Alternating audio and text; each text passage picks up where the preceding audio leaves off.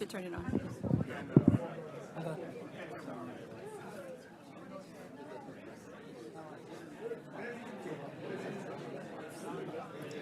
Hi, everybody. Please settle down. We're about to start. Please take your seats.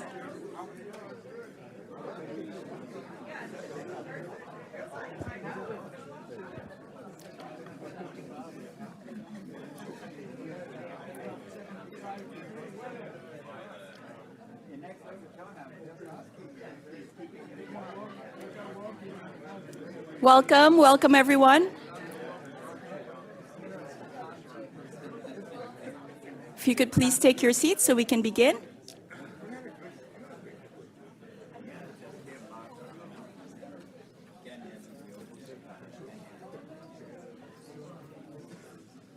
Okay. Good morning, good afternoon, good evening, everyone. Mabuhay, as we like to say in the Philippines. It's so wonderful to see all of you here at IFPRI as we come together to mark our 50th anniversary. So my name is Hazel Malapit, and I am delighted to serve as your Master of Ceremonies for the day. So thank you again for joining us, whether you're with us here in the room in Washington, D.C., or tuning in online. Today, we'll reflect on the role of food policy research in shaping decisions and where the next 50 years might take us. Now, before we begin, just some quick housekeeping reminders. We ask all of our speakers to please be mindful of the time today. We have a very full agenda, as you know, and we want to make sure everyone has the space to share their insights. So thank you in advance for helping us stay on track.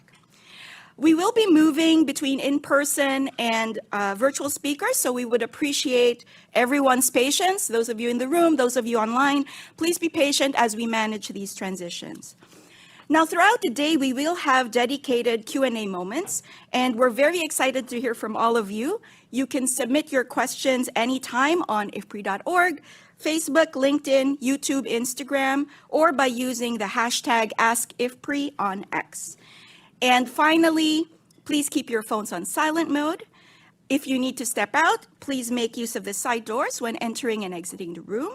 And do be mindful of the cameras as we have several virtual presenters. And with that, I think we are ready to get started. So to open our event, it is my pleasure to invite Dr. Johan Swinnen, IFPRI's Director General, to share his introductory remarks. Yo, please.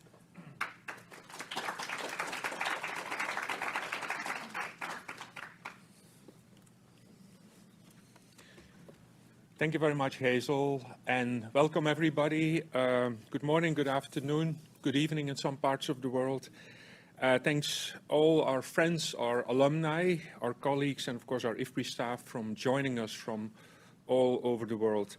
It's our last event in 2025, and despite all the challenge that we face this year, we organized a lot. We have more than 50 events in headquarters alone, and then a whole series of additional events in the regions and various countries.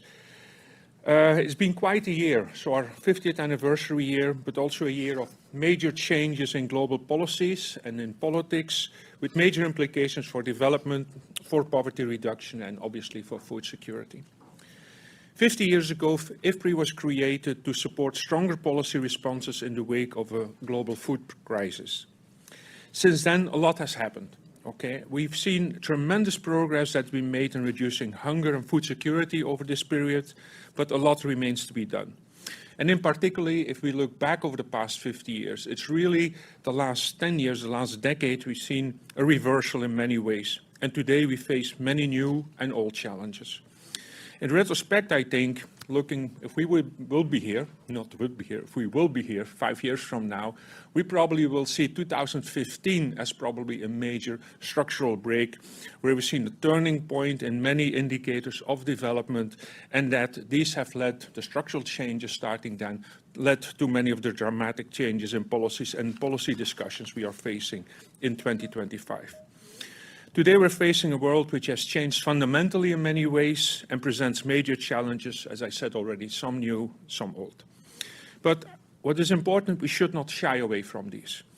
Our missions from the beginning has been to address challenges in the world, and we should be ready and prepared to take on those of today's and be preparing for those of tomorrow. And that's really what our new strategy, which we will present later, intends to do. The world of today presents now not only new challenges, but I think also many new opportunities. Just one indication or one example is the new technologies and the methodologies for research that we have, which allow us to easier to collect data, to enhance our capacity to analyze the data, and to enhance our capacity to communicate.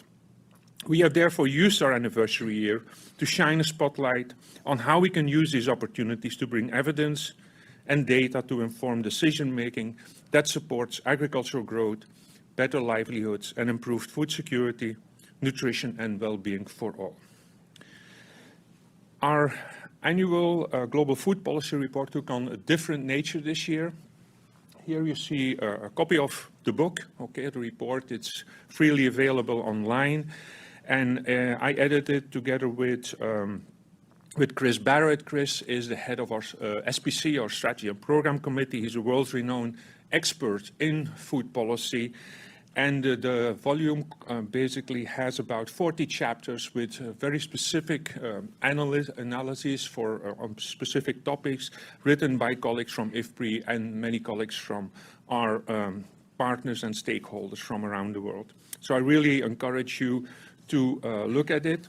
It really has a component of looking backwards. So what was the lessons that we learned looking back over the last 50 years, and what are the issues that are central for the future, and the ways of we have to analyze them, taking them forward.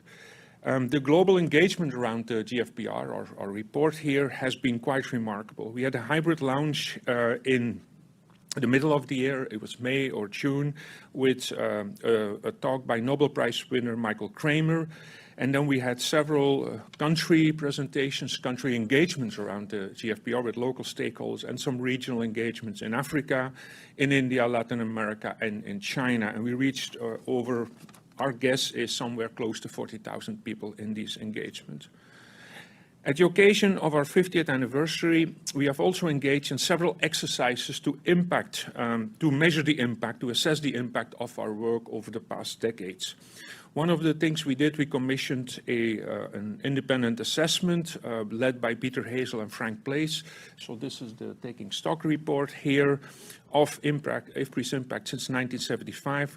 We also produced a whole series of additional reports, smaller ways of, or basically more direct ways of communicating. Some are captured in the IFPRI Making a Difference brochure. And so we have a whole series of blog series, a slide deck, databases, testimonials, etc. All these are available to all of you and to people who want to look at this, and also draw, of course, conclusions for their own work in this area. As I mentioned before, it's important to learn from the past, but it's also really crucial to look at the future.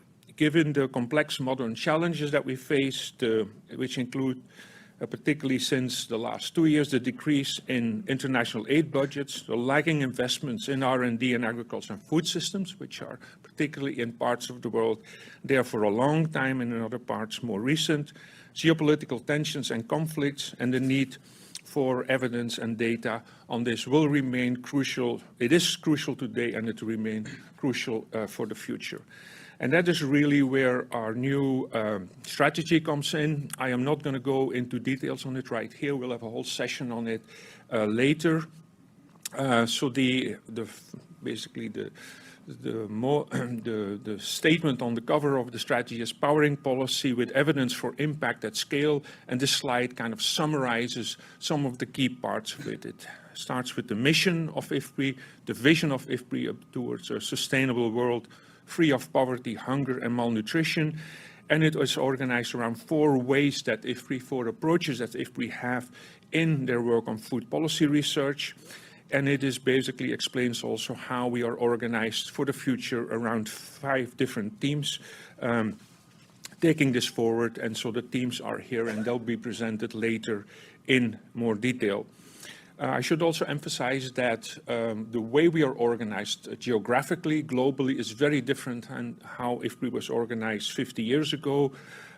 Initially, when IFPRI was created in the first decades, it was most of the people were here in Washington, actually, while now more than 60% of our staff are in countries mostly in Africa and Asia around the world.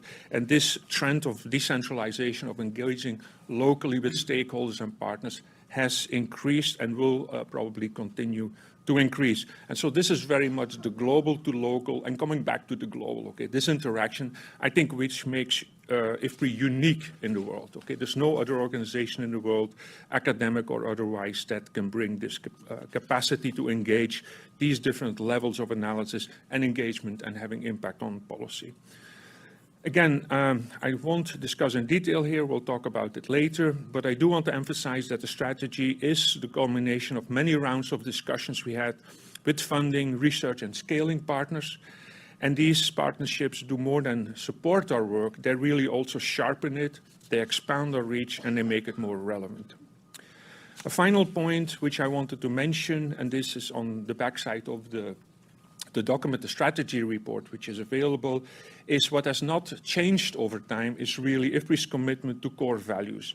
And these are summarized in this slide. Okay, they relate to the quality and the relevance and the impact of our research, the equity, the inclusive partnership and the sustainability, and about transparency and accountability in the way we operate.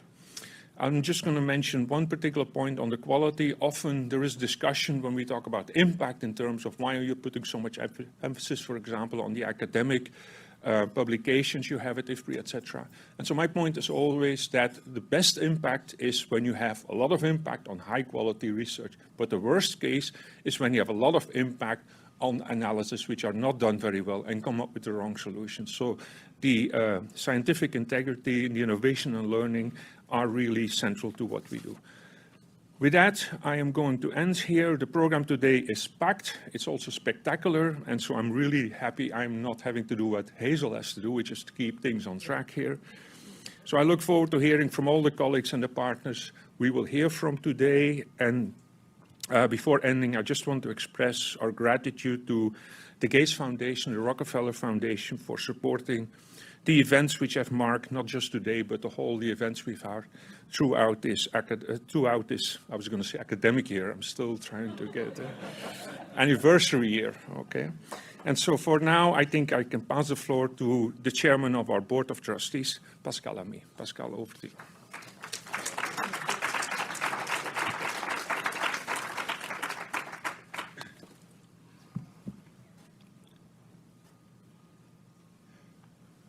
Well, good morning, and thanks you for this introduction. I'm pleased to welcome you all in my capacity of IFPRI board chair.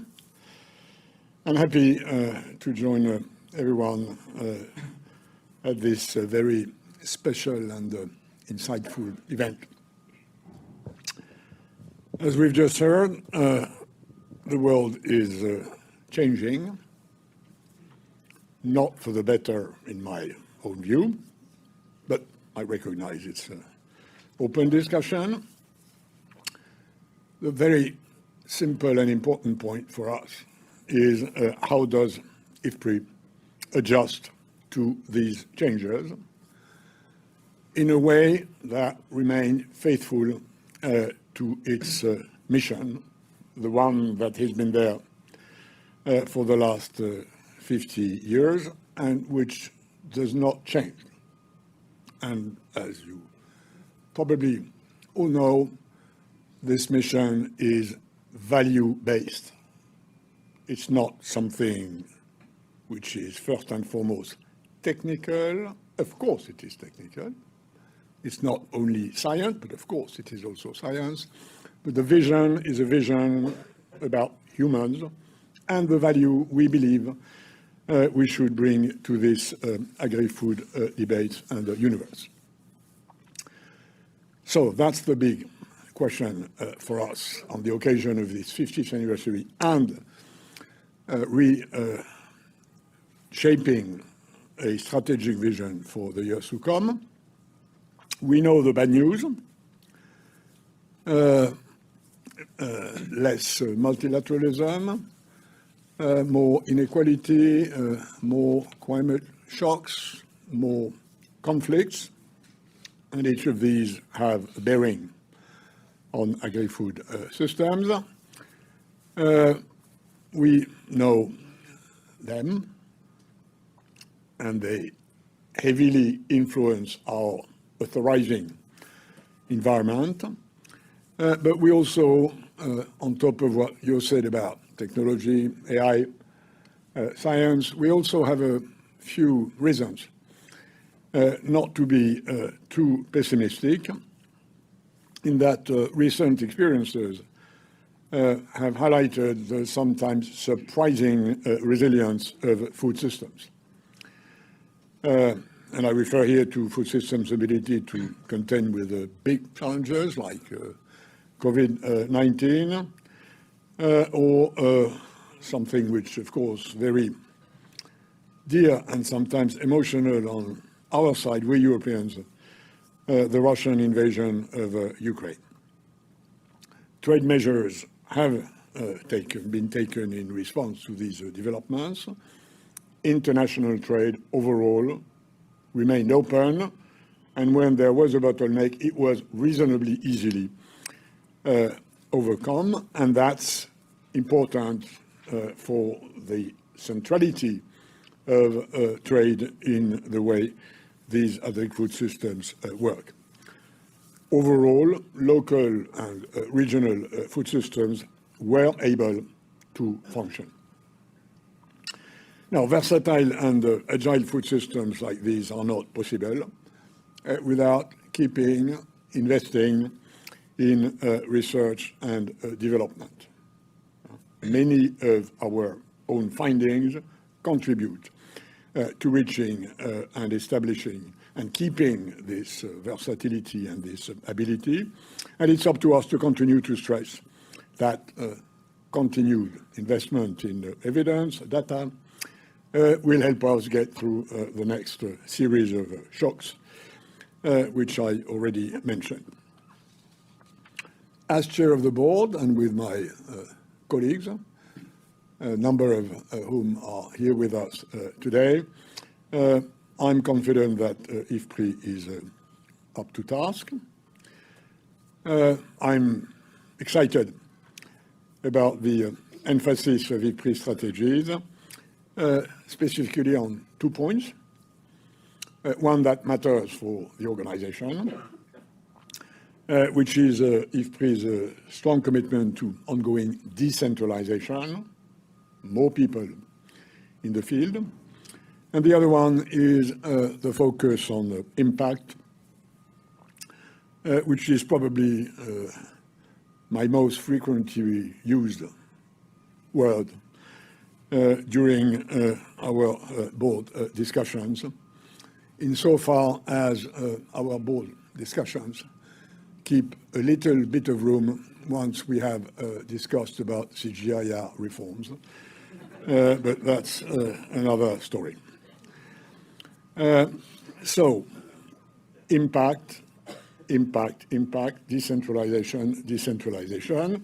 If I had to summarize the reasonably complex setup that sums up our strategic review, that's what I would do.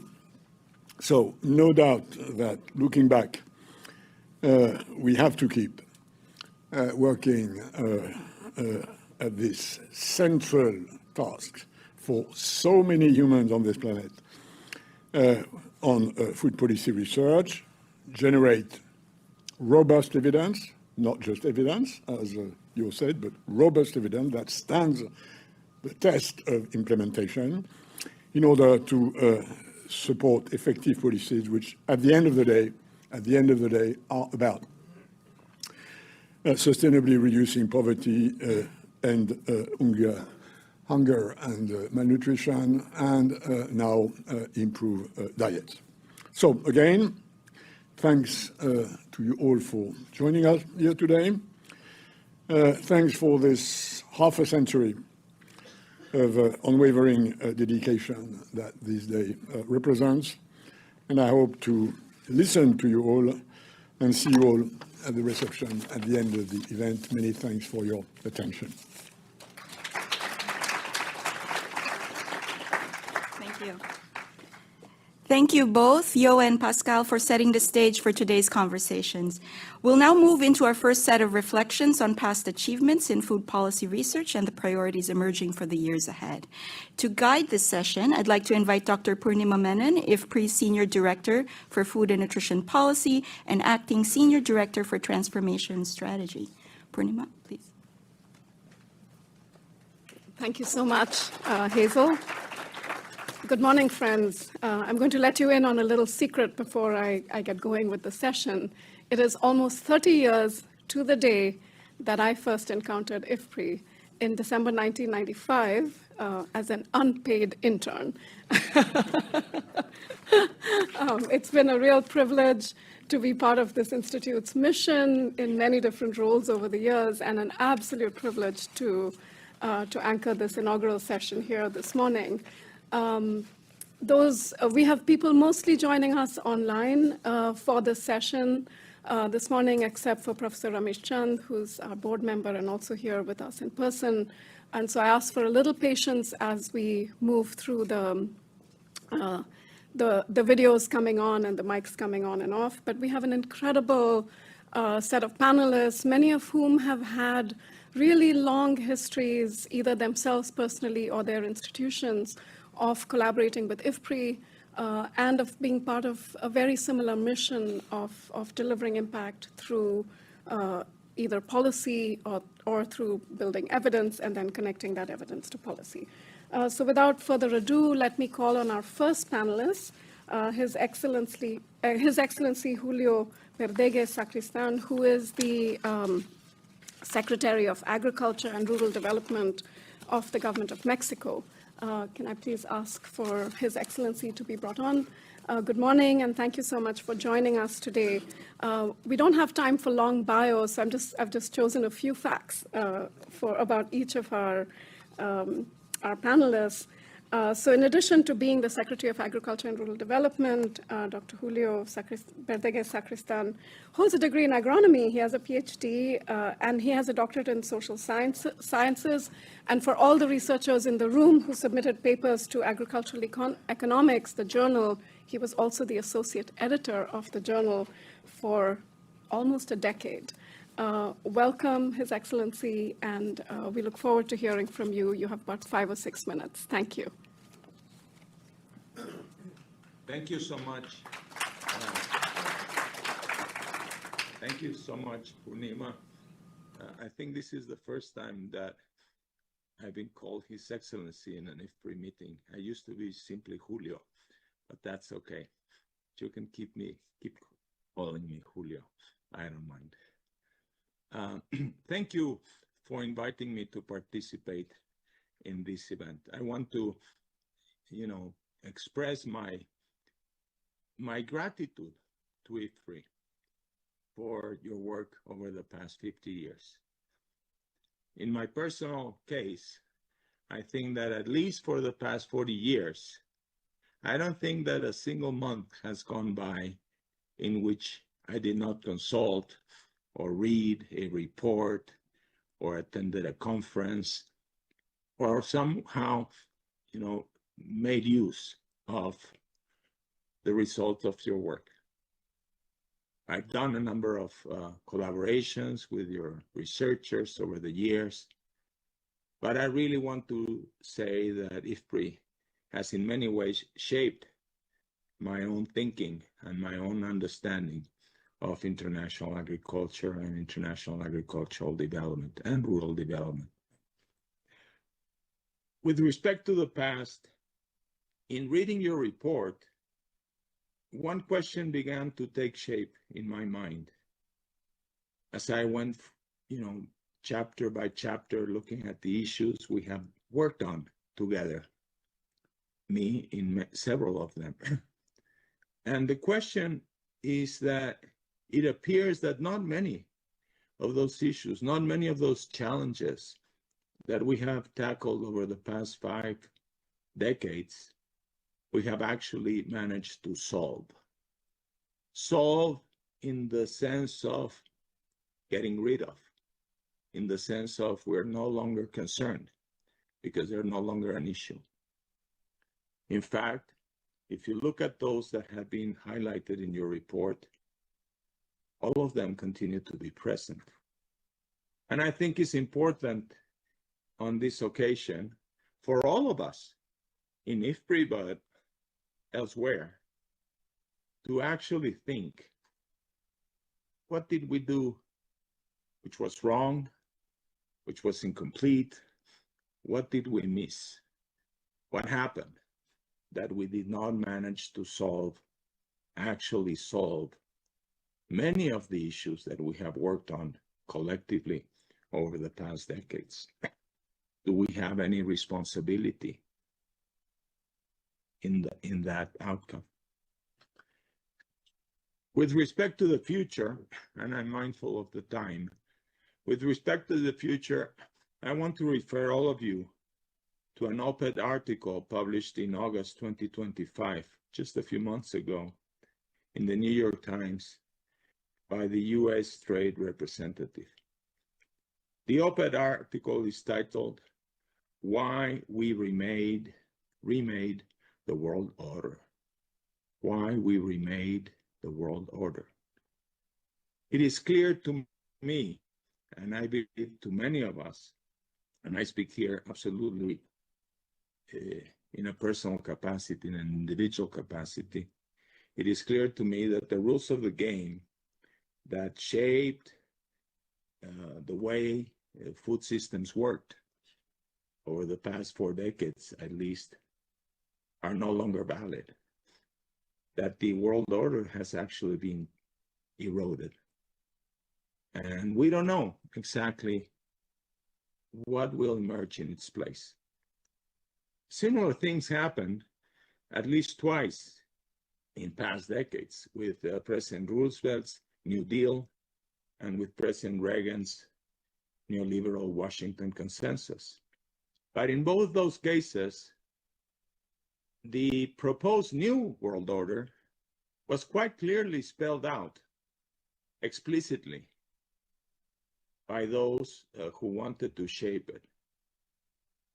The issue that I want to highlight in thinking about the future is that this is not the case today. We really don't know what will emerge in place of the world order as we knew it.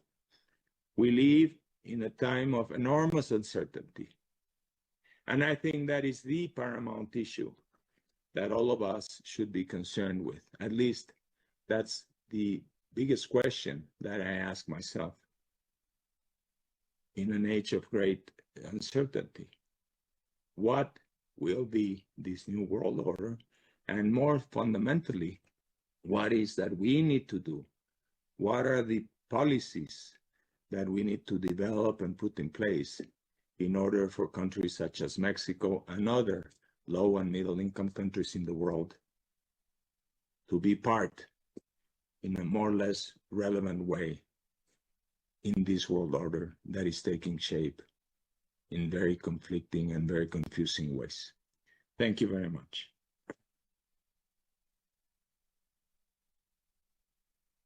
Thank you so much, Julio. Let me just say that. Thank you again for joining us. You really remind us of the challenges that lie ahead in the global order. Let me now invite someone who I've had the great pleasure of working with for many years, Professor Ramesh Chand, who's a member of the National Institution for Transforming India, Niti Aayog. This is India's leading national strategy think tank that helps to set government priorities on many different topics. We've had the pleasure of working together on agriculture, nutrition, and many other things. I should also, just if you don't mind, Professor Chand, by way of introducing, your influence goes well beyond India through your role with the CGIAR, as well as your role with the as the Policy Advisory Council of ACIR. So, it is an example of what I think people have been looking for, the influence of experiences from Global South countries shaping what happens in other settings. Welcome. And there's a timer right there for you to keep an eye on. Thank you. Thank you, Purna. In order to respect time, I will speak from prepared speech. Otherwise, it will take me beyond 10-15 minutes. So I begin by congratulating IFPRI on completing half a century of glorious journey of evidence-based policy research focused on vast range of agri-food issues, including consumption and nutrition. As development proceeded and new issues cropped up, the thematic and geographic focus of IFPRI also shifted. As many of you will be knowing, IFPRI was created when Green Revolution technology was setting its root in poor, low-income and developing countries. IFPRI published profusely on increasing production of rice and wheat, role of price and non-price factors in incentivizing farmers to adopt new technology and raise production. Out of first 20 research reports published by IFPRI between 1976 and 1918, 7 were on rice and wheat and how they were helping in public distribution system. In the next 5 years, the focus expanded to growth linkage, trade, and equity. There was big change in the portfolio after 1990. In terms of geography, the major focus in the initial years was on South Asia. I may be biased, but I just analyze the data on the research report of IFPRI. Between 1976 and 1985, IFPRI brought out 48 reports, out of which 30 were country-specific. Out of these 30, 11 were on India and 14 were on South Asia. No wonder that IFPRI was referred to as Indian Food Policy Research Institute in lighter vein at that time. After this, research portfolio of IFPRI expanded and geographically and in terms of theme to more complex methodologies, modeling, and issues like R&D, total factor productivity, gender, environment, nutrition, impact assessment, reform, trade liberalization, globalization, etc. The focus on India did not remain academic. It has shaped several policy decisions in the country. Some notable cases are: 1. Recognition of agriculture growth linkages. I am happy to see Peter Hazel is there, who has done tremendous work in this area in India, which influenced policies for the non-farm rural sector. Evidence on return to public investment in rural roads and agriculture R&D and their impact on poverty reduction, which informed investment decisions and resource allocation. More recently, IFPRI's impact modeling has helped quantify the effect of climate change in South Asia, demonstrating how changes in precipitation and temperature are affecting agriculture production pattern, farm income, and overall growth. IFPRI has also played a critical role in capacity development, equipping a new generation of researchers, not only in India, in most of the developing and LDC countries, with tools and methods of rigorous impact assessment and policy analysis. Looking ahead, the global context for agriculture and food system has changed fundamentally. With the exception of parts of Africa, food availability is no longer the primary challenge. Nutrition, however, remains a serious concern. At the same time, natural sources and are undergoing stress, threatening the long-term sustainability of agriculture. Agriculture itself is a significant contributor to greenhouse gas emissions, while consumers are increasingly worried about chemical residue and food safety. Smallholders are not keeping income of smallholders are not keeping pace with growth in other sectors, and the price incentive required to sustain food production are often not aligned with demand. These tensions highlight a deeper contradiction between what is practiced and what is desired. The food system approach is frequently presented as the solution to these interconnected challenges, and while the idea is compelling, its operationalization on ground remains weak. This brings to my final point. The challenges before us underscore the need to reimagine every facet of agriculture, not only as a source of food, but as a central pillar of inclusive growth, environment sustainability, and human well-being. I believe IFPRI is uniquely positioned to lead this rethinking. Going forward, IFPRI can shift its research focus from more routine questions to the deeper, more nuanced, and larger dimensions of the agri-food economy and help show the way forward to the global community engaged in agri-food policy research. Once again, I congratulate IFPRI on 50 years of outstanding contribution, and I wish the Institute continued leadership and impact in the decades ahead. Thank you.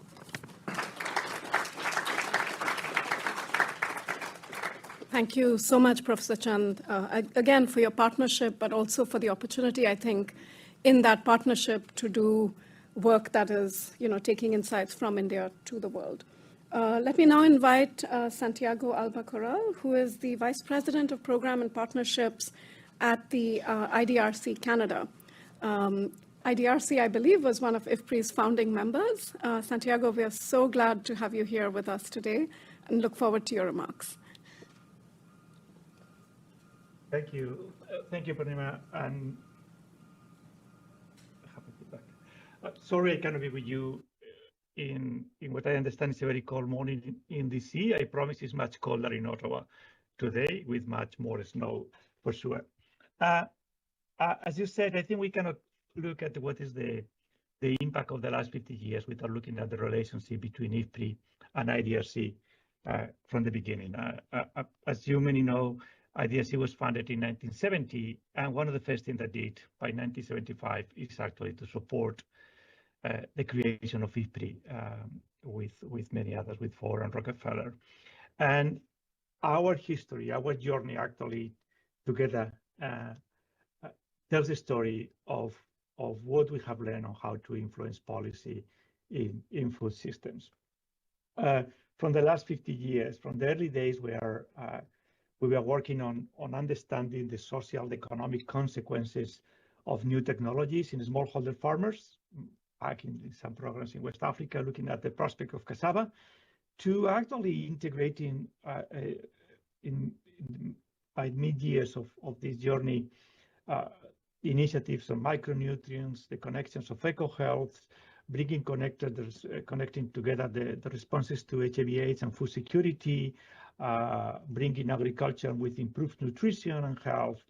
And the last 10 years, probably our collaboration has been very focused on the role of equality and inclusion and the role of women in agriculture as a key element that actually has not only, I think it has been a journey that we have done together, is that we as IDRC has been highly influenced by IFPRI and the work that you have been doing. And as Julio mentioned, I don't think it's any day that we don't have to end up checking some of your publications on your website. And some of our critical investment for the last 50 years have been highly influenced by the results of the analysis of policies of IFPRI. I think I'm going to take 3 key lessons of this journey. One is the priority from the beginning of nutrition and diets in how we respond to food environments. In a moment that everybody was talking on the food production, on agriculture approaches, on agriculture research, the lessons that the policy has to be a healthy food systems was there from the beginning. And actually we saw results where many of the healthy food environment for consumers in Latin America, for instance, we are leading well ahead of higher middle income countries. And we saw that need of the kind of food that we produce and the kind of systems that we support needed to have that healthy results. The second, where I think IFPRI has also been critical and how we have been working together around the priority of the interdisciplinary approaches, breaking the silos, bringing the non-traditional suspects from agriculture, from health, from policy, from environment, from trade, from economic, together to really transform for the better those food systems. And we have multiple examples of the last 5 decades of working with IFPRI, with ILRI, with AGRA, bringing indicators that really will and influenced a more coherent food policies at the country level. And I think that's a critical element as well, moving from the global to the country to the regional to the reality of farmers across the globe. And the third one that I think is critical as we talk today, is the increase of the food systems. In the last 8 years, everybody has transformed and translated our ways of looking to the agriculture and food to food systems in the middle of a climate crisis. And I want to report that climate crisis because the resilience that we are looking at is not the resilience of the systems, it's the resilience of the people that are in those systems. And how we strengthen those systems are going to be critical in how we create models that feed 8 billion people. The resilience, the sustainability, the inclusion and science needed for the new food systems are going to be critical in a moment when resilience, sustainability, inclusions, collaborations, and science are under attack. That's why we were created 50 years ago. That's why IDRC and IFPRI are as relevant as today as we were in the 70s. I think that we have to remind that when every noise around us is pushing in different directions, we were made for this, and we are needed more than ever. I really thank you that you invite us today. I'm very sorry I cannot be with you. I have my colleague, Pierre Cadet, the director of the Climate Resilient Food Systems in Washington, and I hope that you can grab him in a coffee and continue the conversation.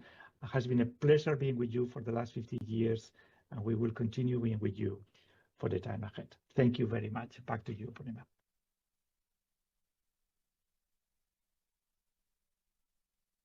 Thank you, Santiago, also for reminding us, I think, of how crucial the mission of science, resilience, inclusion, and sustainability are in a world where it is not always easy to even talk about those issues.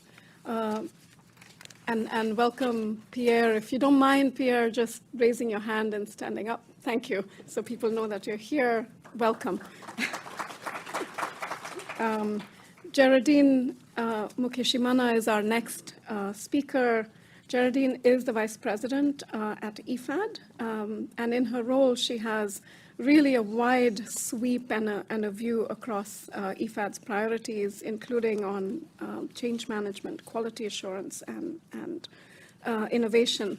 I think our relationship with you, Geraldine, is also perhaps goes back to your days as Minister of Agriculture in Rwanda. So, again, we thank you for, thank you and your country for your partnership and your journey with us on that. But in today's comments, you will speak to us as one of our global partners, IFAD. Over to you. Yeah, thank you. Good morning, colleagues, and thank you so much for the invitation. It's really a privilege to be speaking at 50 years of anniversary of IFPRI. It's, I have a long history of working with you, and I'm super happy to be joining you at this celebration. So on behalf of IFAD, I really want to congratulate IFPRI for 5 decades of generating rigorous, policy-relevant, and evidence-based policy recommendations for governments, including my own, as you have mentioned, for international agencies and development partners. both our organizations, IFAD and IFPRI, they were created in the response of food crisis in the 70s, and we both remain united by a shared mission, which is to end hunger and poverty. Our long-standing partnership centers around a deep commitment to ensuring that rural people, especially small-scale farmers, have the opportunity, knowledge, and resources that they need to thrive. Now it's a critical moment to sharpen our focus on sustainable transformation that is required for the future. IFPRI work generates the evidence and roadmap that governments and development agencies need to succeed. Its work on agricultural input policies has helped governments refine and redesign these programs to be more efficient, targeted, and pro-poor. IFPRI's work on input policies has guided governments from Malawi to Nigeria to Zambia, offering evidence that made fertilizer systems in these countries to be more efficient and more equitable. IFPRI's long-standing contributions to nutrition-sensitive agriculture has significantly influenced global frameworks, including how governments and agencies integrate agriculture, health, and women's empowerment.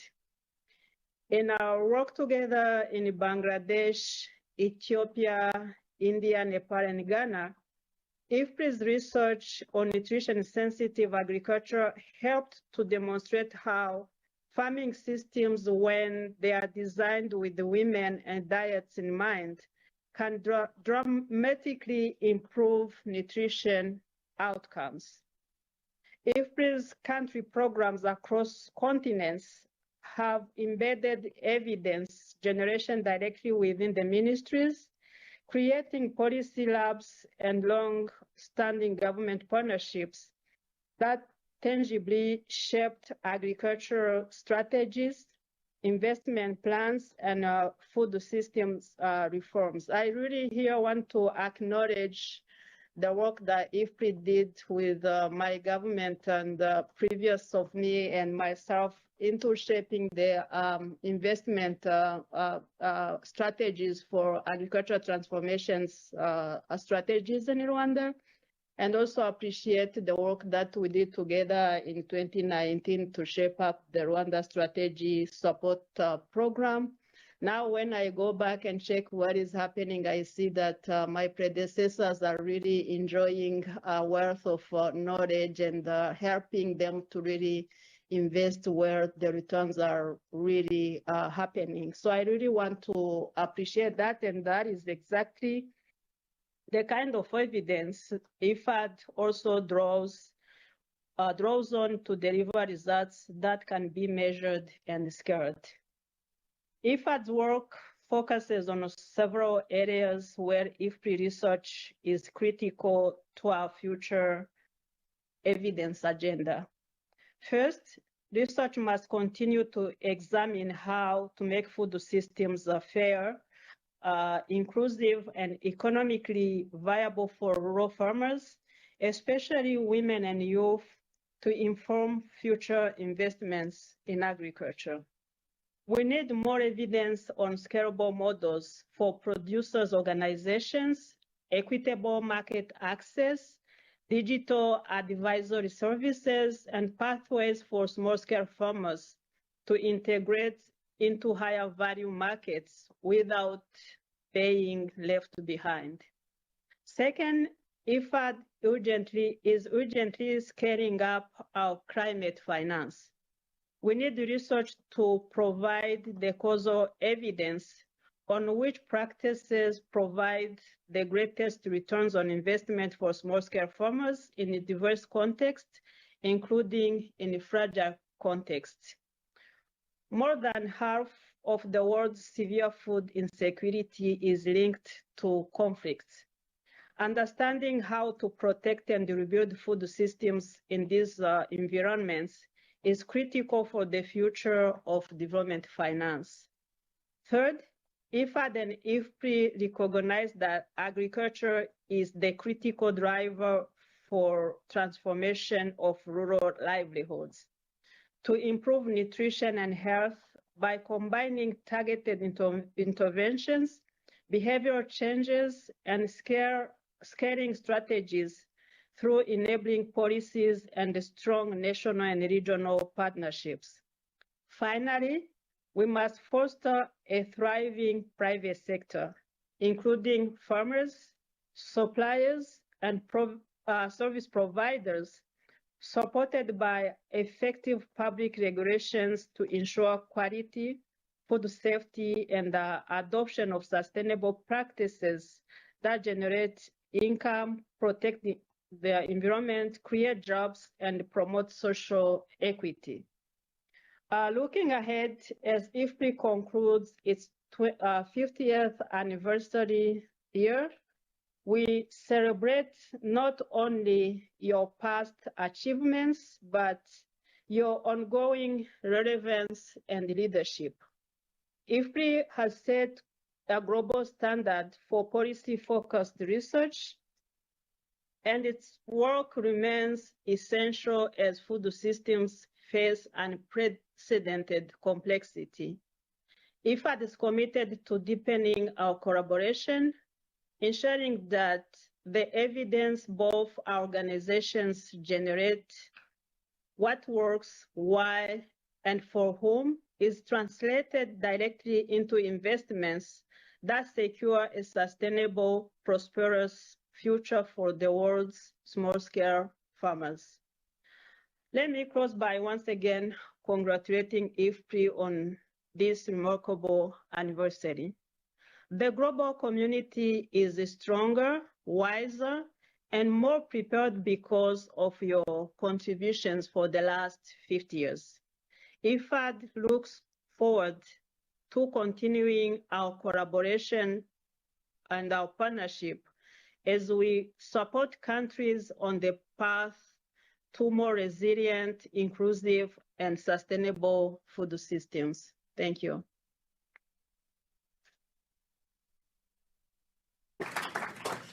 Thank you so much, Geraldine. Really appreciate that, and also appreciate your words of the partnerships in Rwanda. IFPRI's country programs are a tremendous asset to shorten the pathway between evidence and policy, and so it was wonderful to hear from you about that. Let me now welcome Dan Irvine, who is the Global Director for Health and Nutrition at World Vision International. Many of IFPRI's partnerships are not just policy partnerships. They're partnerships with global and national implementation organizations that undertake big efforts at scale, often in delivering innovative programming. It's been a great pleasure for IFPRI to collaborate with World Vision over many, many years, and a pleasure also to see your advocacy for topics such as health and nutrition.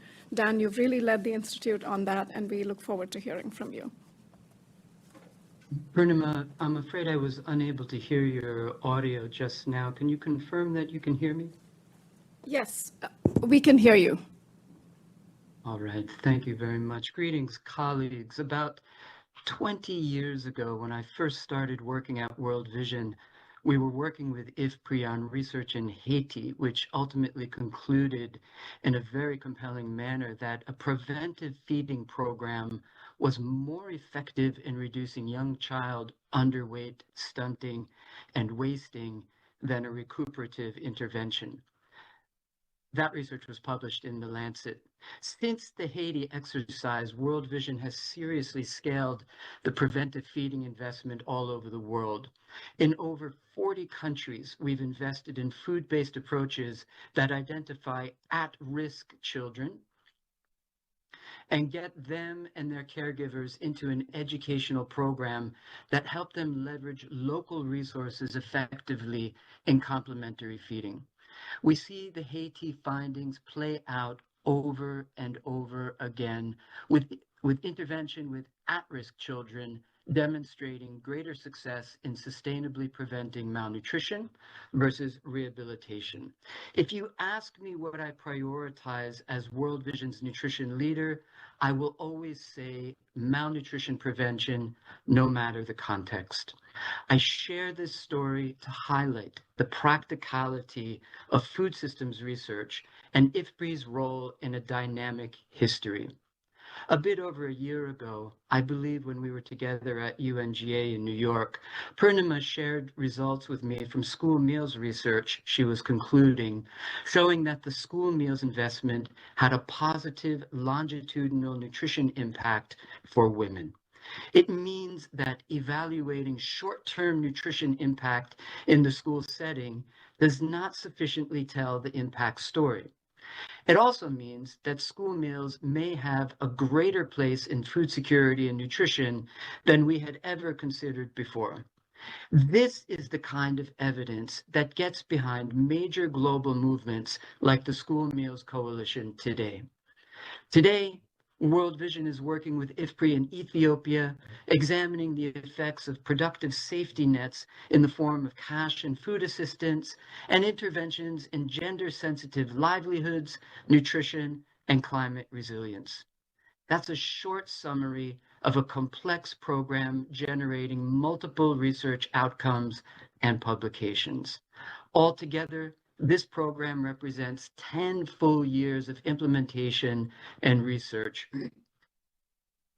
And I'm very confident that, like our work together in Haiti, what we learn in Ethiopia will be transformative for our own investments and hopefully many others. As Johan shared at the beginning, we have so much to learn going forward, and our investments are getting better all the time. A final observation I would make more generally on IFPRI's contributions is that you have significantly prioritized and furthered the promotion of more gender-inclusive food systems. We have a long way to go toward universal gender equity, but IFPRI has provided us a steady stream of stepping stones, incontrovertibly outlining the importance of enabling fully half of the world's workforce.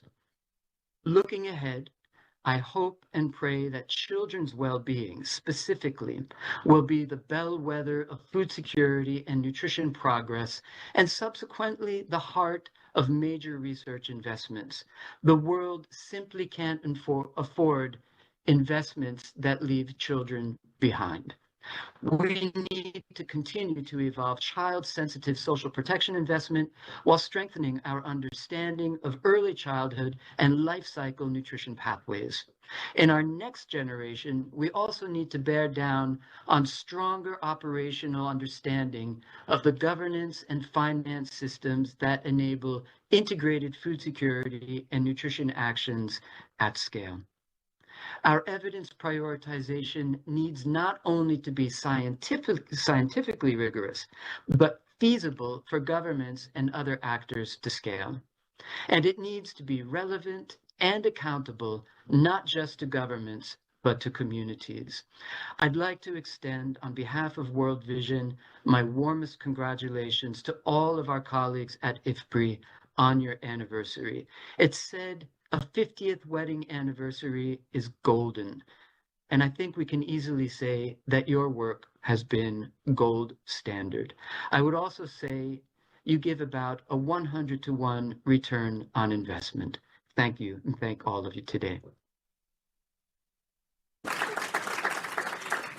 Dan, thank you for those incredibly kind words. Indeed, that Haiti project was my postdoctoral project at IFPRI, and I just have very, very great memories of the leadership and the commitment that your teams working on the ground in difficult conditions such as Haiti brought to that. We certainly aim for gold standard, and we'll keep it going. All right, last but absolutely not least, colleagues, please welcome me in joining Asif Saleh, who is the Executive Director of BRAC. If you've worked at IFPRI, BRAC is a word that you would have heard many times. It has been a great privilege for us to be partners with BRAC really trying to understand and walk along with you in your values of delivering high-impact interventions at scale. Asif, I've also had the opportunity to interact with you recently, where you've spoken about the value of investment in evidence building and what BRAC believes on that front. And last but not least, I think the directions you're bringing to the world of international cooperation and thinking about the role of Global South organizations has also been really transformational, especially in the last year, which has been tumultuous. So I know we have only 5 minutes, but we're really looking forward to hearing about all the things you have to say in those 5 or 6 minutes. Over to you, and thank you again. Thank you so much, Purnima. And thank you for the kind words, and absolutely a pleasure to be here. And I just want to first start by congratulating IFPRI on its 50th anniversary, because as my previous speaker said, that for 5 decades, IFPRI has helped shape how the world understands food security, not just as a problem of production, but of nutrition, equity, and policy choice. Few institutions have had such sustained influence on global thinking and national decision-making. So today, I'm not going to talk about development finance or many other things that are kind of in our minds, but really want to focus my remarks on smallholder farmers, because despite this progress that we have made over the last few years, there are increasingly among the most marginalized actors in our food systems. I'll make 3 points: what has worked, what is changing, and what food policy research must prioritize next. So first one is when research worked for smallholders. Some of IFPRI's most impactful work has been research that traveled all the way from evidence to policy to delivery. A good example is the body of research on asset transfers, livelihood, and graduation approaches for the ultra-poor, work that IFPRI, BRAC, and research institutions in Bangladesh have jointly contributed to.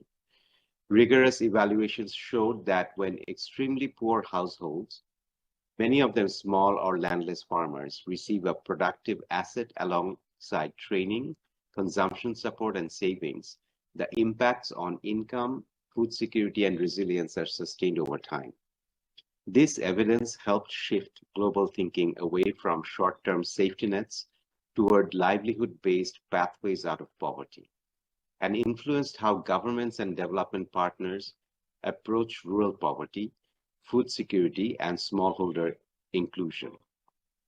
For BRAC, this research strengthened our integrated model, linking agriculture, finance, and social protection, and demonstrated a core lesson: when risk is reduced and capabilities are built, even the poorest farmers invest, diversify, and grow.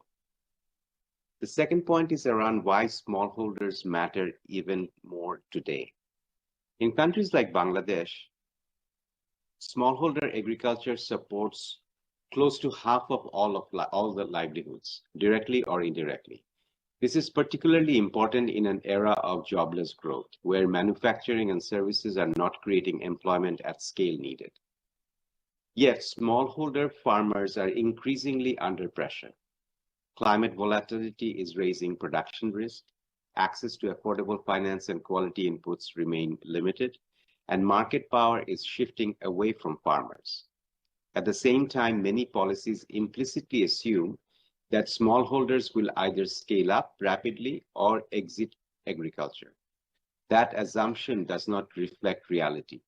For the foreseeable future, agriculture, especially smallholder agriculture, will remain one of the most important engines for employment, productivity growth, and income generation in low and middle income countries. Treating agriculture narrowly as a food security sector risks missing its broad economic role. And third, I would say what food policy research must prioritize next. Looking ahead, 3 research priorities are critical if we are to prevent further marginalization of smallholder farmers. First, risk and resilience as economic policy. Research must focus on how farmers manage climate and market risk through adaptive social protection, climate resilient technologies, insurance, and blended finance. because unmanaged risk suppresses both investment and productivity. Second, productivity with inclusion. We need better evidence on how to raise smallholder productivity without widening inequality through extension, aggregation, and fair market access. Third, value, power, and income. Food policy research must engage more deeply with who captures value along food chains and which policies can strengthen farmers' bargaining power and income growth, not just output. In terms of IFPRI's role going forward, as IFPRI looks to its next 50 years, its role as an anchor institution is more important than ever, ensuring that smallholder farmers remain central to food, labor, and development policy debates. That means linking food policy with jobs policy, grounding global evidence in local realities, and partnering closely with organizations that deliver at scale. From the perspective of institutions like BRAC, IFPRI's greatest contribution is not only rigorous research, but its ability to help translate complexity into policy choices that protect those with the least margin for error.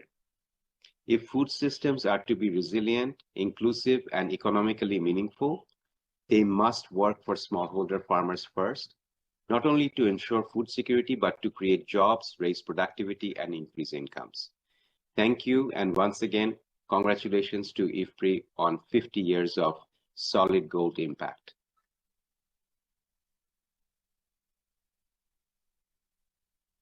If I may, thank you so much again for joining us. I know it's very late in Bangladesh, and we're just really, really so grateful. What an incredibly rich conversation we've had this morning, colleagues. Thank you to all of those who joined us. It really did feel like you were in the room, and we're just sad that you couldn't be here. We were also hoping to hear from Alice Rueza, who's the president of AGRA, but she could not make it, so we will have other opportunities for that. I think more than anything else, it's very hard to summarize what many of you have shared with us this morning, but maybe I'll just pick up on a couple of points that each of you mentioned. So Julio, you reminded us of the new world order, the new rules, and the uncertainties within which we must work. Professor Chandra, you reminded us of the importance of continuing to stay the course in large countries, to think beyond food availability, really focus on nutrition and on the agri-food system as an economic driver. Santiago, you again brought up nutrition. Thank you. I'm just going to say that on behalf of all the nutritionists in the room here at IFPRI. We appreciate that. But more importantly, you brought up the crucial importance of breaking silos in the work that we do and taking a systems approach and not being afraid, to really speak to the crucial importance of issues such as resilience, sustainability, inclusion, and the role of science in shaping policy. Geraldine, you reminded us of the importance of keeping our eyes on conflict, which is one of the biggest drivers of food insecurity today, but also the importance of working closely with the private sector to deliver precisely those jobs that are needed as we look to the future economic progress and the role of agri-food systems in that. Thank you also for the shout out to IFPRI's country programs. We are indeed very proud of the journey that we have taken as an institute on decentralization. Dan, you gave us the slogan for the day, solid gold, and on a golden anniversary. So we really, really appreciate that. And I think the new set of work that IFPRI is doing with World Vision on the programs in Ethiopia, we hope will be as transformative for how we think about the future of those types of graduation programs. And last but not least, Asif, I think, just as in everything else that BRAC does, you reminded us of the why. IFPRI is here because we care about people. We care about poor people in particular, about food security outcomes. Our work is not in a vacuum, and you reminded us of the absolutely pressing urgency of keeping our eyes on what happens with smallholder farmers. So, I want to thank you so very much for those reminders. For my part, I think for many of us in the room here today, while the words policy research may sound lofty, we know what they mean. We know that it means work that is rooted in data and evidence. We know how crucial policy is as a lever to drive change. And many, many, many of us are first and foremost laser focused on improving the lives of people on the ground. So we care about policy precisely because it offers that lever at scale. We know that the lives of those people for whose outcomes we care about are those whose boats have not always been lifted in the development business as usual modalities. And that means that the work we do in terms of having a mission-oriented approach to science and research is really, really very crucial and will remain in the tumultuous years that perhaps lie ahead of us, even more important in this mission and this journey. So with 5 years to the Sustainable Development Goals that lie ahead and to the new goals that we need to shape for the world of development as we look forward from there, I will say there is no time to lose. 2025 has been tumultuous, but it's also been a year that has reminded us again to seek our why as individuals, as institutions, as collectives, as coalitions. And for my part, I'm just grateful that we get to work together with so many of you trying to make change in the world out there by offering what we can offer to that change, which is good evidence done in great partnership and with our eyes really on looking at have we really made an impact on the lives of people who don't always have the voice to speak and to bring their issues to the public domain. So with that, thank you very much. Let me hand it over to Hazel with 20 seconds to spare. Wow.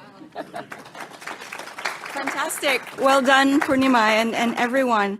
Thank you to all our speakers for those thoughtful reflections. For me personally, as a gender researcher, I really appreciated Dan highlighting gender equality, which, I believe is one of the great strengths of IFPRI. We have many strengths, but that's one of them. So thank you for that. We are now ready to take a short break. It is short, so please be back promptly by 10:30 in the room for our next session on impact. So thank you very much.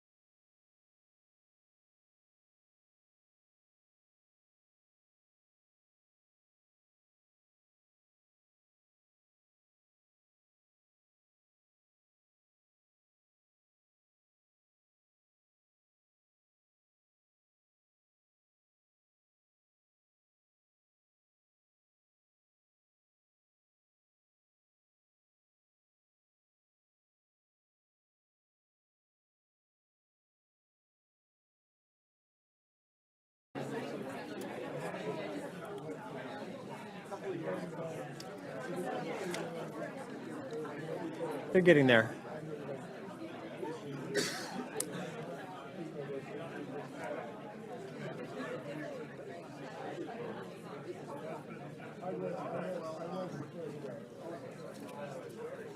All right, thank you, everyone. We want to get the our next session started.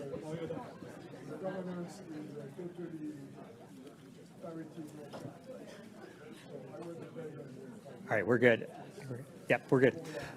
Hi, my name's Alan DeBrow. I'm a senior research fellow in our Markets, Trade, and Institutions unit here at IFPRI, and important for this session, I'm the co-chair of our Impact Committee. This session is about our impact, both our previous and future impact, ideally our future impact. And we're going to have 2 keynote addresses, then 4 rapid fire presentations from IFPRI researchers. And then finally, we'll have a panel, and I'm going to just briefly introduce that all to you right now. First, we'll have Becca Sharp. She is the CEO of ID Insight. ID Insight is a relatively new organization and quite decentralized. It's been around for about 14 years. Becca started her career there, rose to be the COO, and then left for a couple of years during the Biden administration to manage the Eurasia region before returning as the CEO about 2 years ago. She's going to talk about ID Insight and its approach to impact. Then we'll have Peter Hazel, who will briefly discuss the impact assessment that he's been leading on IFPRI's impact during its first 50 years. Peter is a visiting professor at Imperial College London and has been an emeritus fellow at IFPRI for a long time, and I'm not sure he needs much more introduction since I've been reading his work since I was in graduate school, and I presume many of you have too. Then we'll have the 4 IFPRI researchers. Shalini Roy will talk about our social protection work. She's a senior research fellow in our poverty, gender, and inclusion unit. Gabi Freitas will talk about IFPRI's impact on nutrition. She's in the nutrition, diets, and health unit. Then John Ulimwengu will talk about policy processes, and Carl Pau will talk about impacts of our tools and models. So without further ado, turn it over to Becca. Thank you.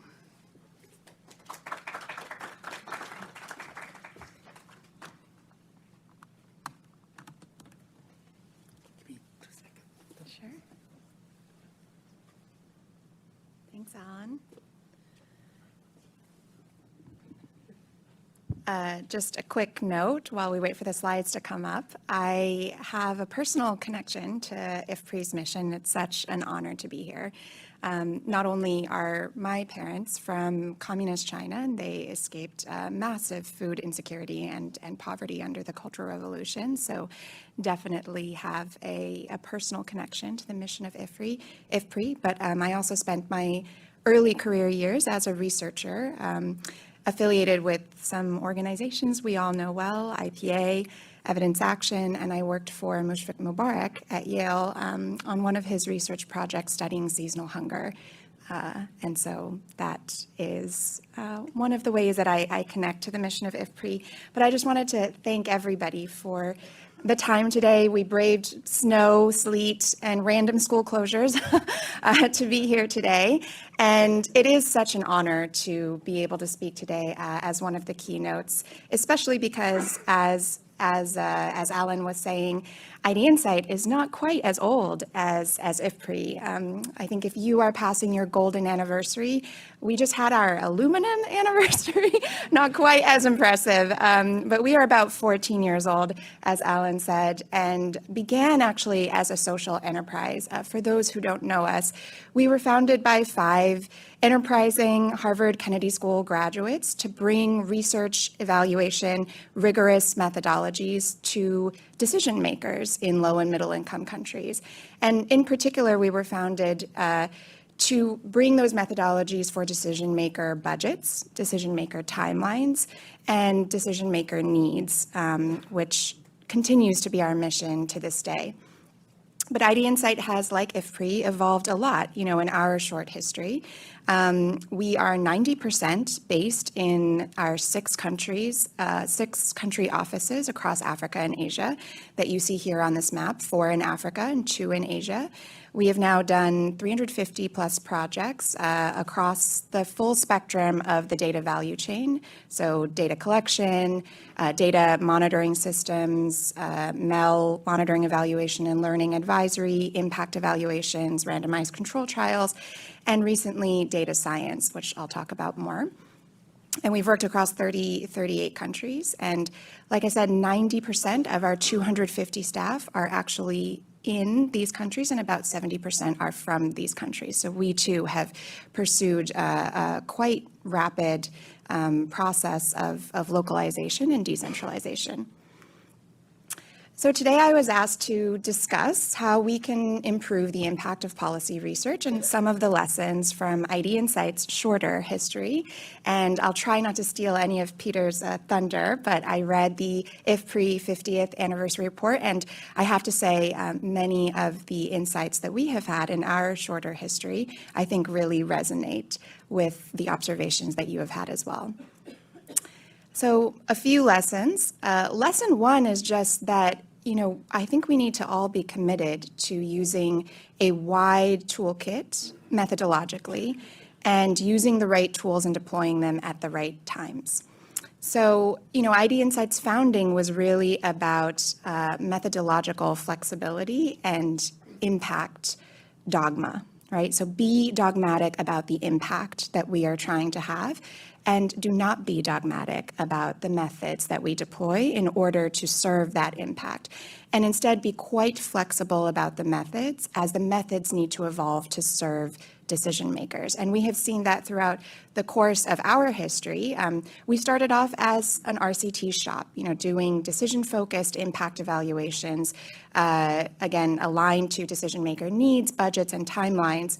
But we soon found that an RCT is not the hammer that needs to find every nail, right? There is a wide range of methodological approaches that are needed by decision makers, and that can include everything from core data collection, inclusive, representative, rapid and high quality data collection, to, like I said, the data interoperable systems that undergird so much of constant decision-making and policy-informed, evidence-informed policy-making, and also extend to, now data science. So I'll speak a little bit about how ID Insight's evolution in data science has occurred, but we noticed that, predictive analytics, which some of our speakers previously discussed, are incredibly helpful. Machine learning for targeting can help us identify the most vulnerable populations and communities to serve with interventions. And we were fortunate enough to actually start our data science team 8 years ago. So despite the fact that we are not a very old organization, our AI for Good team is actually one of the oldest AI teams in the social sector, before the advent even of GPT. And we have actually been doing generative AI work for 6 years. We were part of the first Google.org generative AI accelerator. And as you can see, a lot of the service offerings and data methodologies that we bring to our partners have been evolving and building on each other. Now, we have a lot of internal strategy decisions. I'm sure it would be lovely to talk to our IFPRI colleagues at some point about how do you manage doing so many things within one umbrella. It creates operational difficulty. But over the years, we have really decided that bringing all of these methodologies flexibly under one roof to be able to be deployed towards decision makers' primary needs, and to be able to deploy these things not in isolation, but actually as a full data value stream, and understand that, for example, in order to apply AI for good, you need strong data systems. You need strong primary data collection. Otherwise, it is all garbage in, garbage out. We have really decided that keeping the operational complexity and the methodological flexibility is important. All right, this is just a brief summary of ID Insight's own strategy and theory of change. Oops, sorry, how do I go back? Pressing the wrong buttons here. Simply put, we try to help our partners figure out what works, to rapidly and consistently learn and improve, and then to reach and operate at scale the interventions that work well. So the second lesson, I think, is straight out of, pre-plagiarizing Peter's talk, which is, in order for us to have impact, we need to pair research and evidence with strong and trusted relationships. And this is something that ID Insight has learned over and over again in our projects, that when we're looking at evidence-based policymaking, a small proportion of the problem is the evidence, and a large proportion of the problem is the policymaking. And so we need to be in those rooms actually influencing that evidence to policy life cycle. And I think many of our peer organizations feel the same way, which is why it is so important to have deep localized expertise, relationships and embedded partnerships with governments, and in particular, to have trusted multi-year interactions rather than a one-off, one-time project, and then you disappear and reappear the next time a study or an evaluation is needed. Again, this creates operational complexity, but it is incredibly important. And some of ID Insight's impact highlights have really been those multi-year government learning partnerships where we have been able to influence policy action at scale. So we have been embedded for several years with the government of UP in India, influencing and guiding their economic growth agenda as a state through better budget analytics and investment policy reforms that are data and evidence-based, serving 200 million citizens. We also did a cool machine learning project with the Social Health Insurance Fund in Kenya, where they were using an algorithm to determine willingness and ability to pay for social health insurance that was vastly overestimating the ability of the ultra poor to pay for health insurance. So we did a project where we did primary data collection across many of the areas that they were interested in, and then updated that algorithm to determine a more equitable and fair ability to pay for the affordable premiums for Kenya's social health insurance plan. And then finally, ID Insight did a longitudinal study of teacher workloads and surveyed thousands of teachers across the Philippines in partnership with the Department of Education. We found that teachers spend so much of their time doing administrative work that it hardly leaves much time for teaching, for engaging with students on curriculum development and assisting students directly. And based on this research, convinced the Department of Education to approve over 10,000 new administrative hires in schools, which will allow teachers to really spend time on what matters most, which is student learning.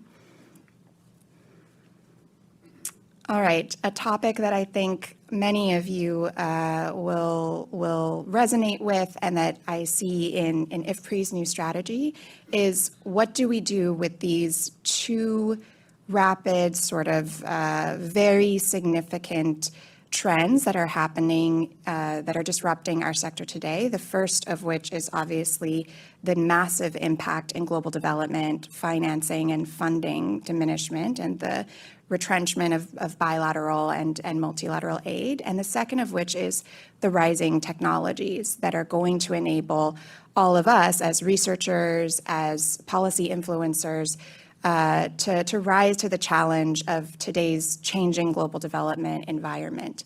And what I like to say is, if you are an AI evangelist, an AI optimist, someone who believes that AI is going to change the lives of people who need it most and humanity for the better, and that there are so many ways that our work can get more efficient, more cost-effective, and more accessible for the communities that need it most, I agree with you.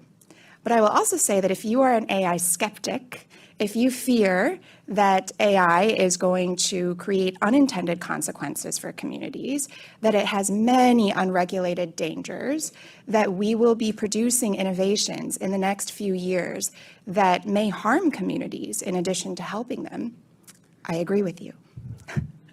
So at ID Insight, I think that our main role is to be both, as Reid Hoffman puts it, bloomers and gloomers about AI.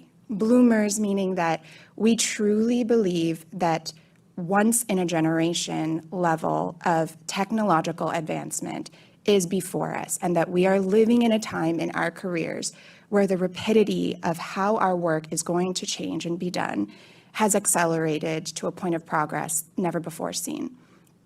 And we also fear. We fear what that progress will look like if we do not combine innovation agendas with rigorous evaluation and learning. We, as researchers and part of the research and global development community, must be very vigilant about promoting rigor, that gold standard rigor that IFPRI is known for, in all of the research questions surrounding AI. And ID Insight has been a core partner to many thought leaders and funders who are currently exploring these questions and paying attention to them. So we are one of the primary learning partners, research and evidence learning partners for Google.org's several AI collaboratives.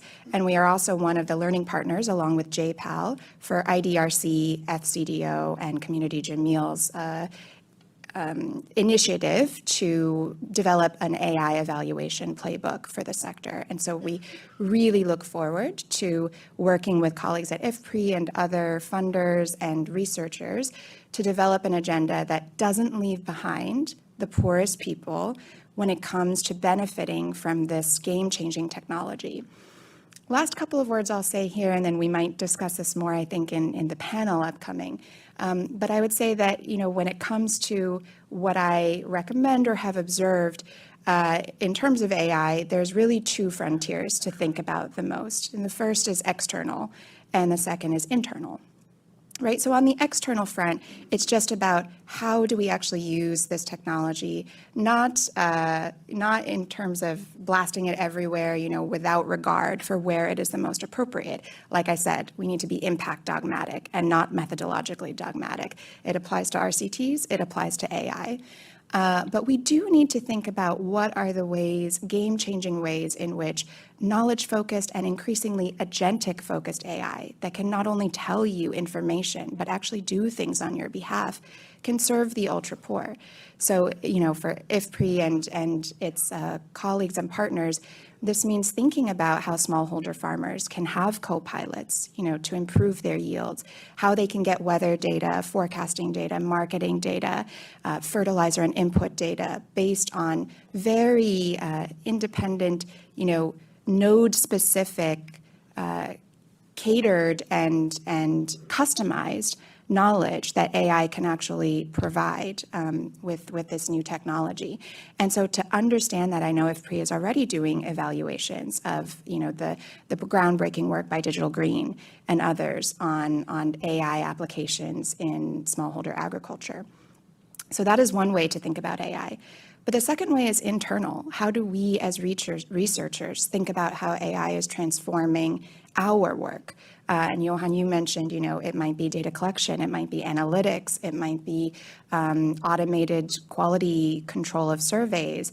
It might be, all of the internal transformation we can do as researchers to make our processes and services more cost-effective and more accurate for our partners. And at ID Insight, we are working very hard on that, developing automated A/B testing tools. We launched one called Evidential in collaboration with Agency Fund this year, that basically automates A/B testing for digital interventions. We've launched a survey accelerator that helps you test and automate and do data quality checks for surveys. We've launched a WhatsApp-based querying for dashboards. So instead of, we like to say that natural language is the new dashboard. So instead of going and looking up, data that might be out of date or trying to find it on, a micro dashboard, you just get a policymaker to WhatsApp you and say, how many of my, in this state, how many children slept under a malaria net, or tell me, the number of beds available in these hospitals, and it will answer you in 30 seconds based on, the data that it has access to.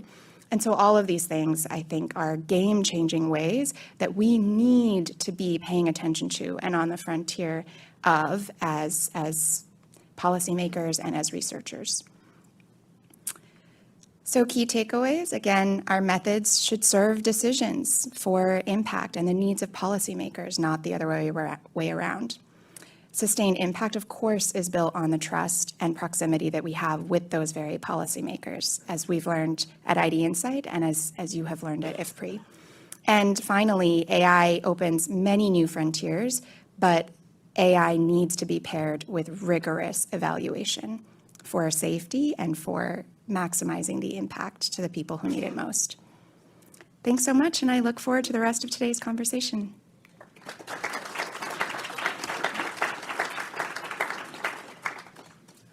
Okay, next we have Peter Hazel, who's going to talk about our, I think we're all interested to hear what you have to say, Peter. Thank you very much at this point. Thank you, Alan. Well, it is a pleasure to be back at IFPRI after some years and to be part of this golden anniversary. Just one correction, Alan. I'm no longer a professor at Imperial College. It's behind me. I'm a California beach boy now. I'm working on growing my long blonde hair, but I'm fully acclimatized to life in Santa Barbara. Yes, please, next slide. I have to present this rather hefty, dense report in 15 minutes, is it? This is co-authored with Frank Place. Frank, I think you should stand up because he's the man who will answer any of your questions. Next slide, please. Let me begin with the scope and limitations of the study. Let me emphasize from the beginning that this is not a new evaluation of IFPRI. We did not collect any new evidence. We did not interview any stakeholders or any of those things.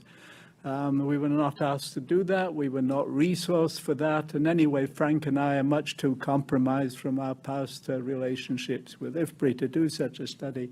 What we were asked to do is to review and synthesize a set of past independent evaluations of IFPRI's work. And what's really impressive is that there are about 45 such studies, all done since 1997. And they cover most of IFPRI's work between the early 90s and until about 2015. It covers most of the IFPRI research portfolio.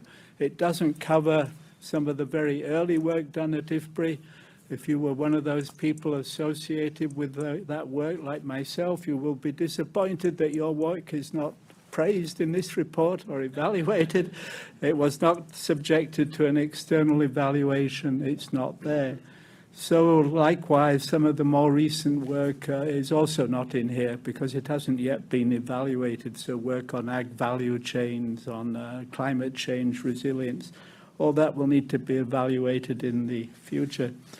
These are real in-depth evaluations, most of them. They not only look at the quality and the relevance of the research, but they delve into, did it really have policy influence? And in many cases, did that policy influence lead to real, favorable impacts on social and economic impacts? Most of them are very complimentary overall, but there's quite a lot of criticism, but very project-level criticism in these studies. What's really impressive is that IFPRI puts all these things online so everyone can read them. It's a bit like hanging out your laundry to dry in the sun, hoping your neighbors will look at your fine clothing and not at the holes in your socks. But it's all out there in the public domain. And it does cover, as I say, a huge chunk of IFPRI's work. Most of the evaluations look at research programs, so they cover a whole cluster of projects. So there's very little scope here for selection bias in these evaluations. So that was our task, to look at, synthesize from these evaluations. You've heard a lot of IFPRI history this morning. I just want to capture a few key elements that are relevant to the report. Next. The early days, IFPRI was very tiny. It grew tenfold over 50 years. The early days, there were like 12 people, and they were and remember, IFPRI grew out of the world food crisis of the early 70s. And the real concern of IFPRI in the early years was catering, informing the international development community, who were really worried about where the world food situation was going and how countries could increase production, how they could prevent, manage famine and issues like that. So a very small group focused on these global public goods, very little and almost no attempt to relate to country policymakers. The only country that we had any real connection with at that time was India. And it wasn't IFPRI advising India, it was India advising IFPRI. In fact, about a third of the staff were recruited directly from IFPRI in the early days. So very focused on the international community producing public goods. Next slide. But by the early 90s, the world had changed. Julio's wrong. It's not that some problems don't go away. Most of those issues we looked at in the 1980s were resolved despite a doubling of the world population. Problem is that new problems keep coming up. By the 1990s, IFPRI was being pulled much more to working with individual countries. But we were still a small organization. So how do you balance having to work with lots of countries while you're still trying to produce these global public goods for the international community? IFPRI came up with a very nifty solution. They were going to pick about a dozen themes, research themes that were of importance to many countries and the international community.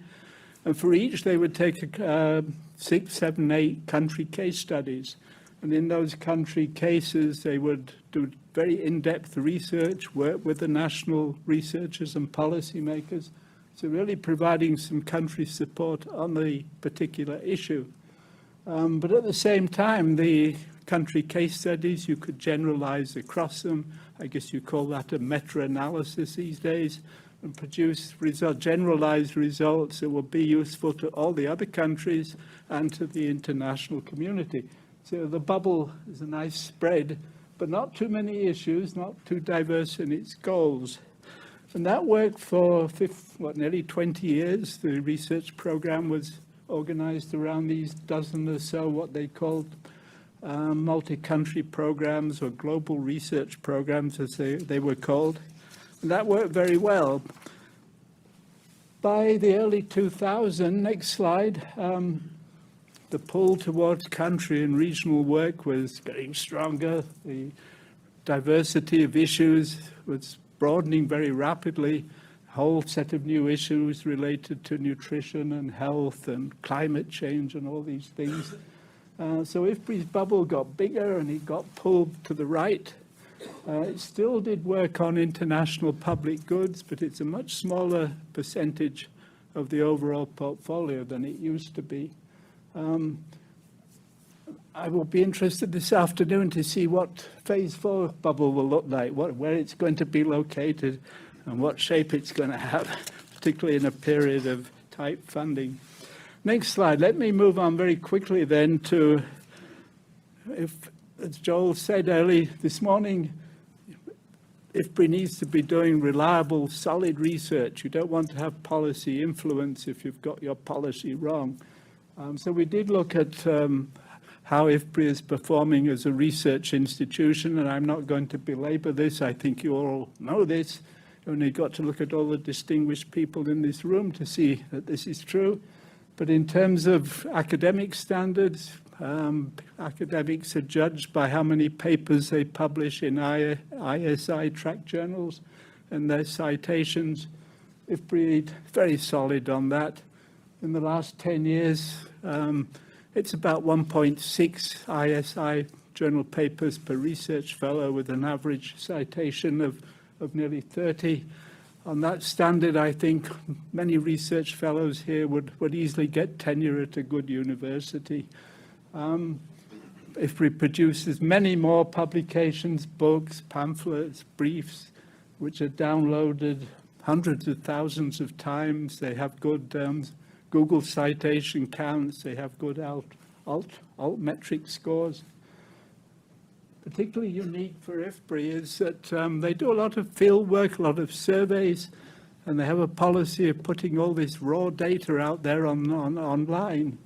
and 579 data sets in the last 10 years, downloaded 2.2 million times. Just imagine the impact of that. How many research outputs have been produced in the world using this data, but which are not IFPRI? Think of all the PhD and master's theses that have been written around the world using this data. Nobody's tracked this, but there's a whole hidden impact here from IFPRI that we should think about. There are various organizations that rank think tanks. One example is REPEC.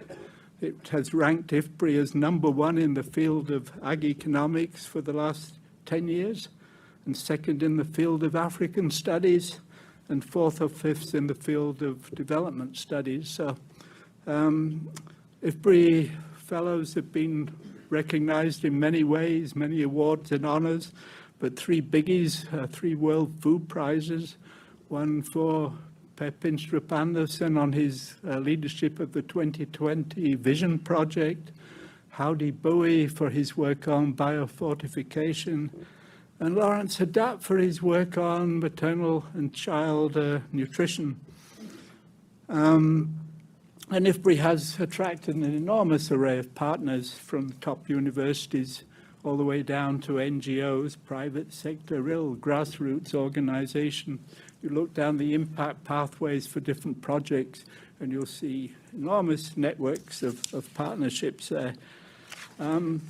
So, next slide. IFPRI is clearly doing an established research center, doing great policy research, widely recognized. How effective is this in influencing policies, not only in developing countries, but amongst the international development community? And nearly all these 45 impact assessments do take on this issue. It's obviously a qualitative task involving lots of interviews with stakeholders and surveys and country visits, things like that. The strongest evidence comes out of IFPRI's work on social protection and nutrition, not too surprisingly, because it's a very tight impact pathway. The researchers are working with an implementing agency, and if they can come up with a better mousetrap and it's adopted, you've got a very clear link for policy influence. But even in these long global impact pathways, which are much longer, much more diffuse, the evidence base is pretty strong, particularly for IFPRI's work on gender. I got COVID, but that's never been externally evaluated. I'm going to put in there the World Food Crisis of 2008, the 2020 Vision Project, and IFPRI's support to CAADP. Those come out particularly well in the evaluations.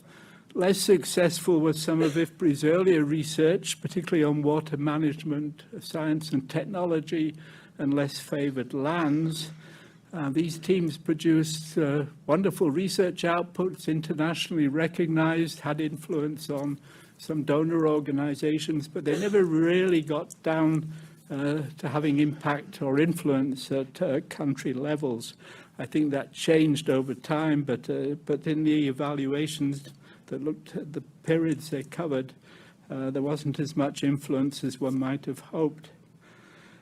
A clear, very message that comes out from the studies is the success of IFPRI's decentralization policy.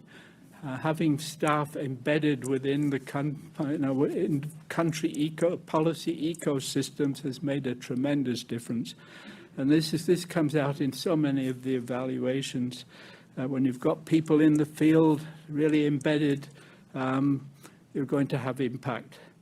The evaluations are generally favorable about IFPRI's communications strategy, particularly in communicating the global public goods. They do a wonderful job here from Washington. The results are a bit more mixed within individual countries.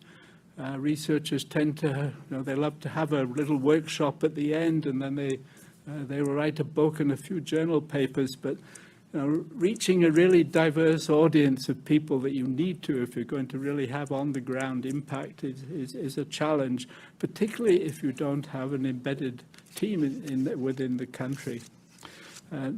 So they do highlight the importance of articulating deliberate strategies of influence from the beginning of a project and of developing effective partnerships along the impact pathway. IFPRI can't do everything between the research and the policy influence.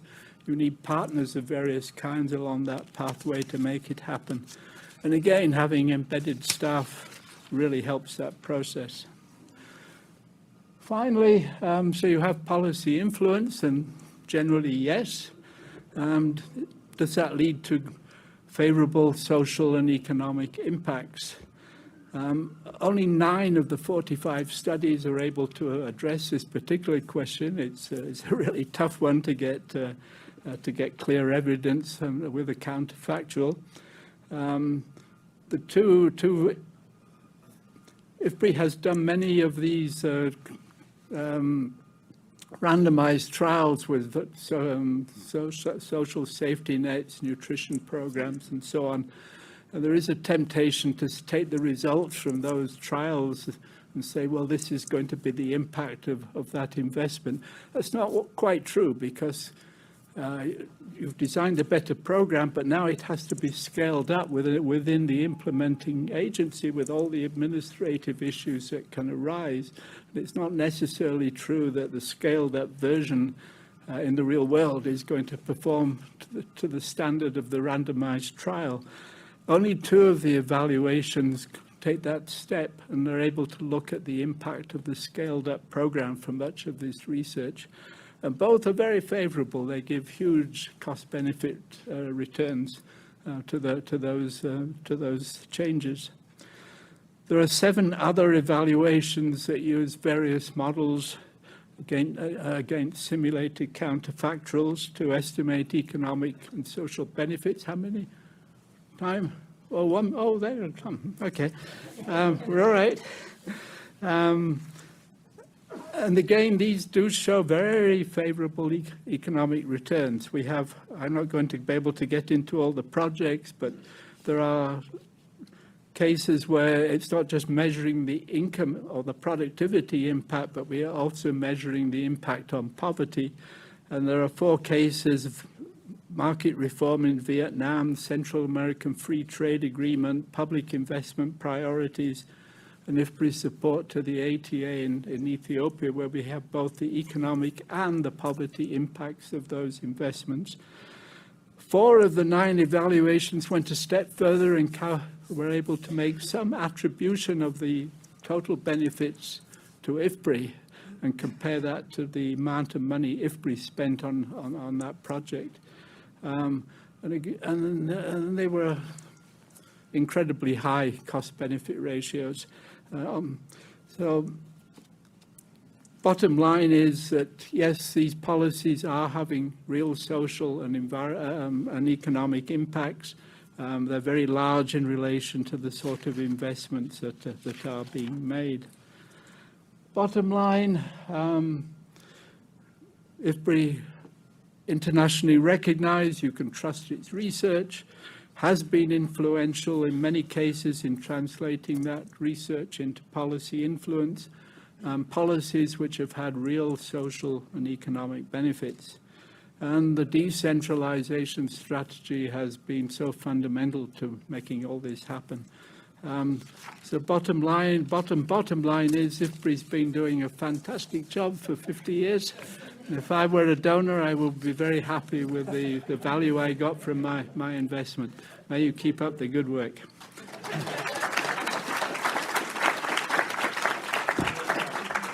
Thank you, Peter. We asked you for an impossible job, which was to summarize that report in 15 minutes.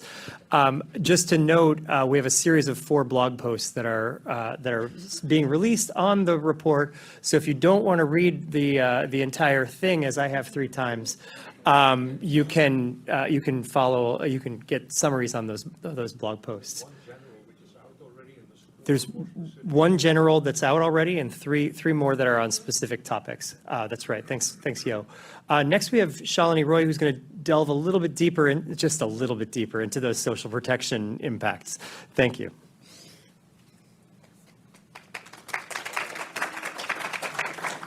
Thank you very much. So first, just so everyone's on the same page, what do we mean by social protection?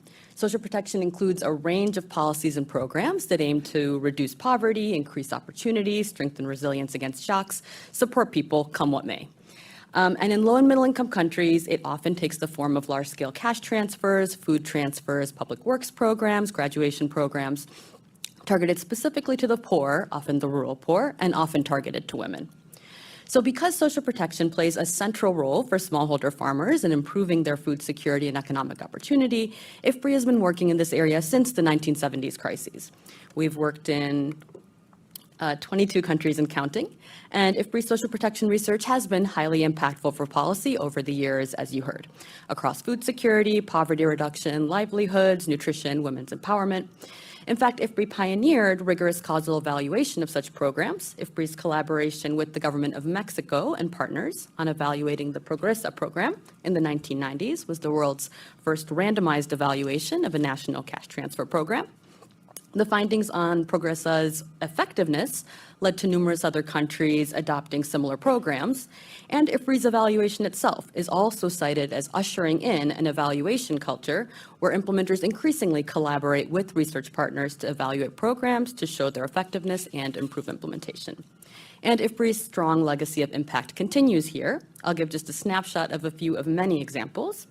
In Ethiopia, since the early 2000s, IFPRI collaborated with the government of Ethiopia and other partners to evaluate several phases of Ethiopia's flagship public works program, the Productive Safety Net program, which reached over 7 million food insecure people.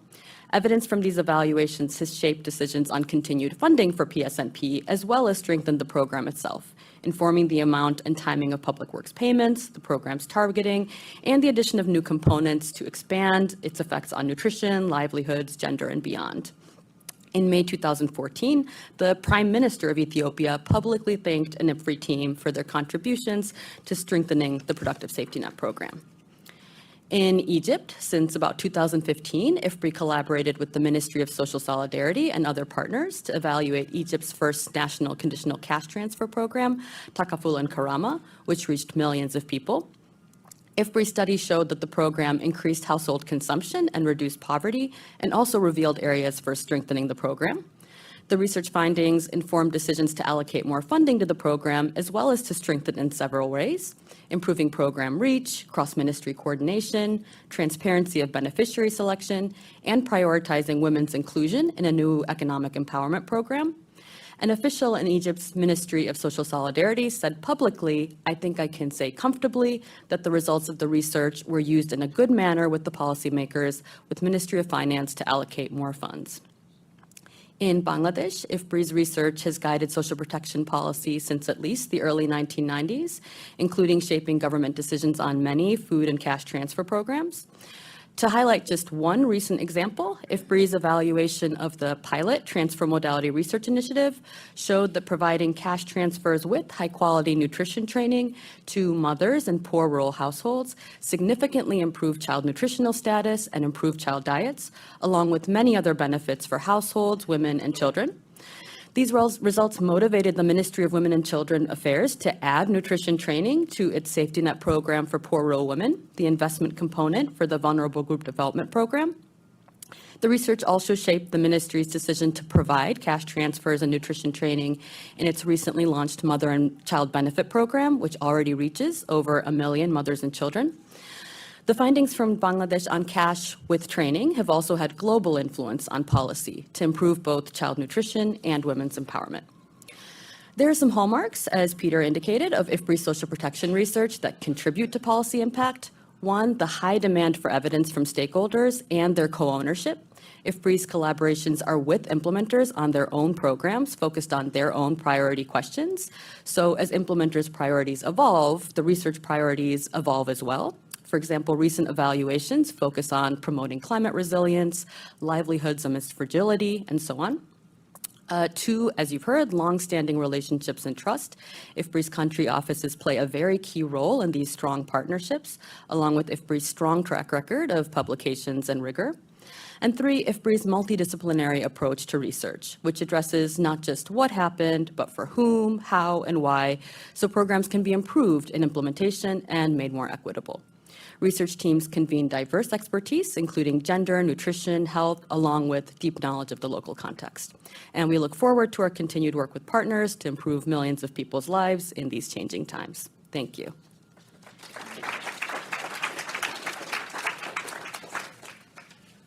Thanks, Shalini. Next, we'll have Gabi Freitas from the Nutrition, Diet, and Health Unit. Thank you, Alan.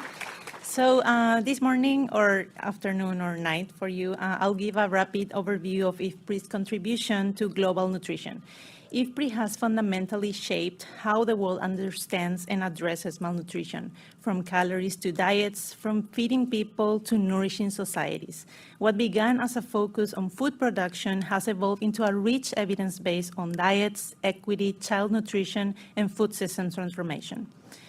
So back in the 1970s, the world was rightly preoccupied with hunger, and the question was, do people have enough to eat? IFPRI's early research asks a deeper question: who gets to eat within the household?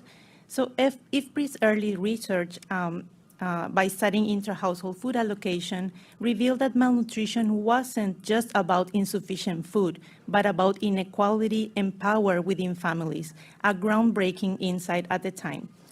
Then throughout the 1980s and 1990s, IFPRI began to emphasize the central role of women in food and nutrition security, and to frame gender as a cross-cutting issue that should be integrated into all research.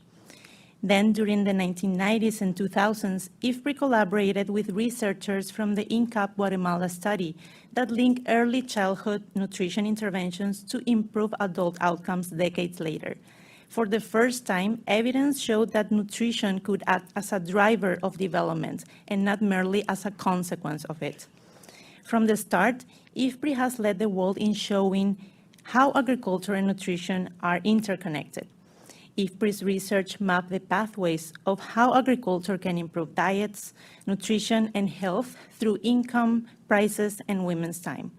When early agricultural projects failed to improve child growth, IFPRI researchers identified that women's time and empowerment were limiting factors, as well as child illness due to poor water and sanitation. So basically, more than just food was needed to improve nutrition. And this led to the concept of nutrition-sensitive agriculture, led by IFPRI and introduced in the Lancet series in 2013, work that changed how donors, governments, and development agencies design, implement, and evaluate programs to improve nutrition outcomes. Our partnerships with Helen Keller International in West Africa and with the World Food Programme in Sri Lanka are examples of our work that shows how integrating nutrition goals into agricultural and resilience programs can transform rural diets and livelihood and nutrition. Then in 2020, IFPRI co-led the development of the concept and rationale of double-duty actions that address both undernutrition and obesity, such as redesigning school feeding programs, scaling up programs to protect, promote, and support breastfeeding, among others. And this work was introduced in the Lancet Series 2020. All these contributions directly inform global advocacy movements such as the Scaling Up Nutrition movement and Nutrition for Growth. Then also, starting in the 1990s, through initiatives like Harvest Plus, IFPRI also helped deliver biofortified crops, richer in iron, zinc, and vitamin A, now benefiting millions of women and children. Today, IFPRI continues this agenda through CGIAR science programs like Better Diets and Nutrition, where gender, youth, and equity are integral to transforming food systems for healthier diets. Our current stream of research focuses on understanding how food systems shape nutrition. Our approach is a non-conventional one, where rather than beginning with production or markets alone, we start with consumers and their diets, asking what it would take for everyone to achieve a healthy and sustainable diet.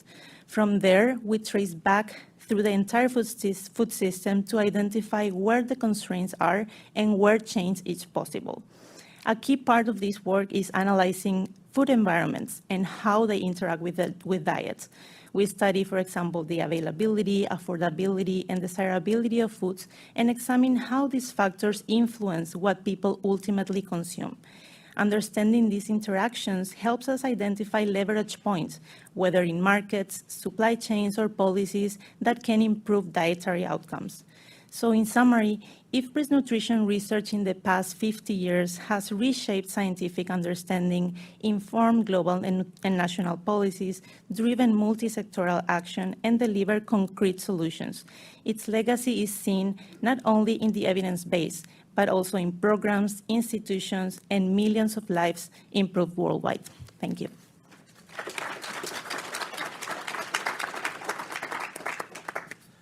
Thanks a lot, Gabi. Next, we're going to have John Ulimwengu join us from online, from Accra, I believe. And he's going to talk about, yes, he's online, good. He's going to talk about our influence on country and regional strategies. Take it away, John. Yeah, thank you, Alan. Thank you, everyone. I was planning to be in DC. Unfortunately, from Zimbabwe, I was summoned by the African Union to attend a meeting in Accra because of, I guess, IFPRI reputation to support countries in the plan to roll out the next implementation of CAADP starting in 2 weeks in January. So I guess that will count as evidence of IFPRI's impact on this area. So my presentation will be on the impact within the area of public investment. Next slide.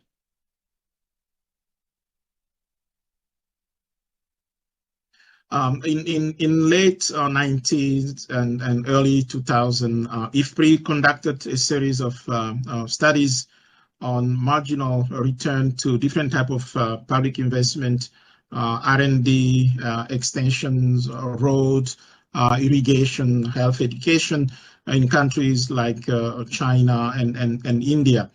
And those studies, among other things, highlighted the fact that R&Ds and extension investment generated the highest return to both agricultural growth and poverty reduction.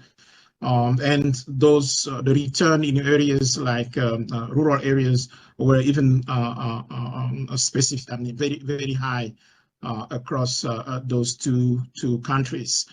So in a way, one can say that the body of work that IFPRI developed around those studies built the foundation for evidence-based investment decision-making in those countries and across Asia.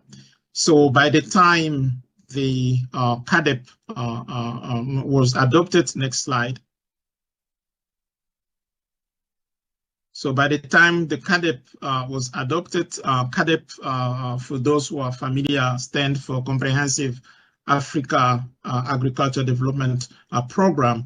By the time it was adopted in 2003, IFPRI had a set of tools, a data set, and evidence that they used to support countries, help countries in allocating investment. Back then, with so-called Maputo Declaration, there were two basic targets. Actually, one target, 6% agricultural growth, to allocate at least 10% public budget to agriculture sector to achieve a 50% reduction of poverty rate.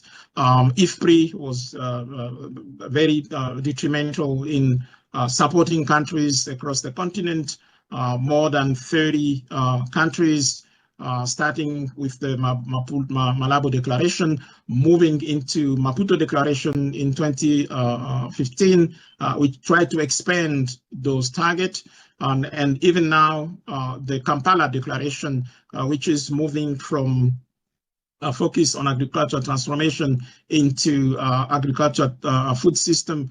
The AU, as I said, African Union Commission, and the NEPAD are relying on IFPRI to continue the technical support into. We are starting with a set of 10 countries.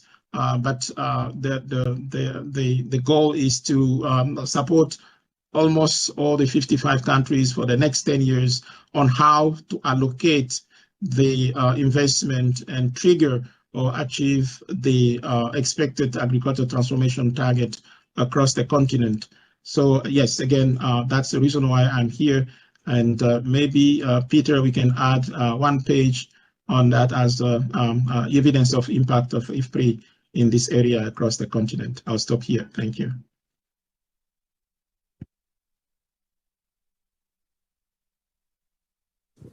Thank you, John. I don't think we're going to ask Peter to do any more work.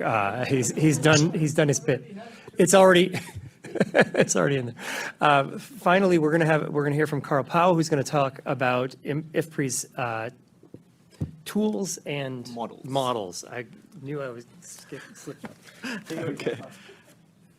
Thank you very much. Oh, sorry, Michael. There we go. Right, so one of IFPRI's comparative advantages as an international organization is its ability to compare findings across countries and draw global lessons. And as Jo mentioned this morning, this is an international public good that very few others can provide. But in order to generate these lessons credibly and at scale, we must be able to do research at scale across many countries. And this often requires the development of and the widespread adoption and use by our partners of standardized yet flexible tools and models.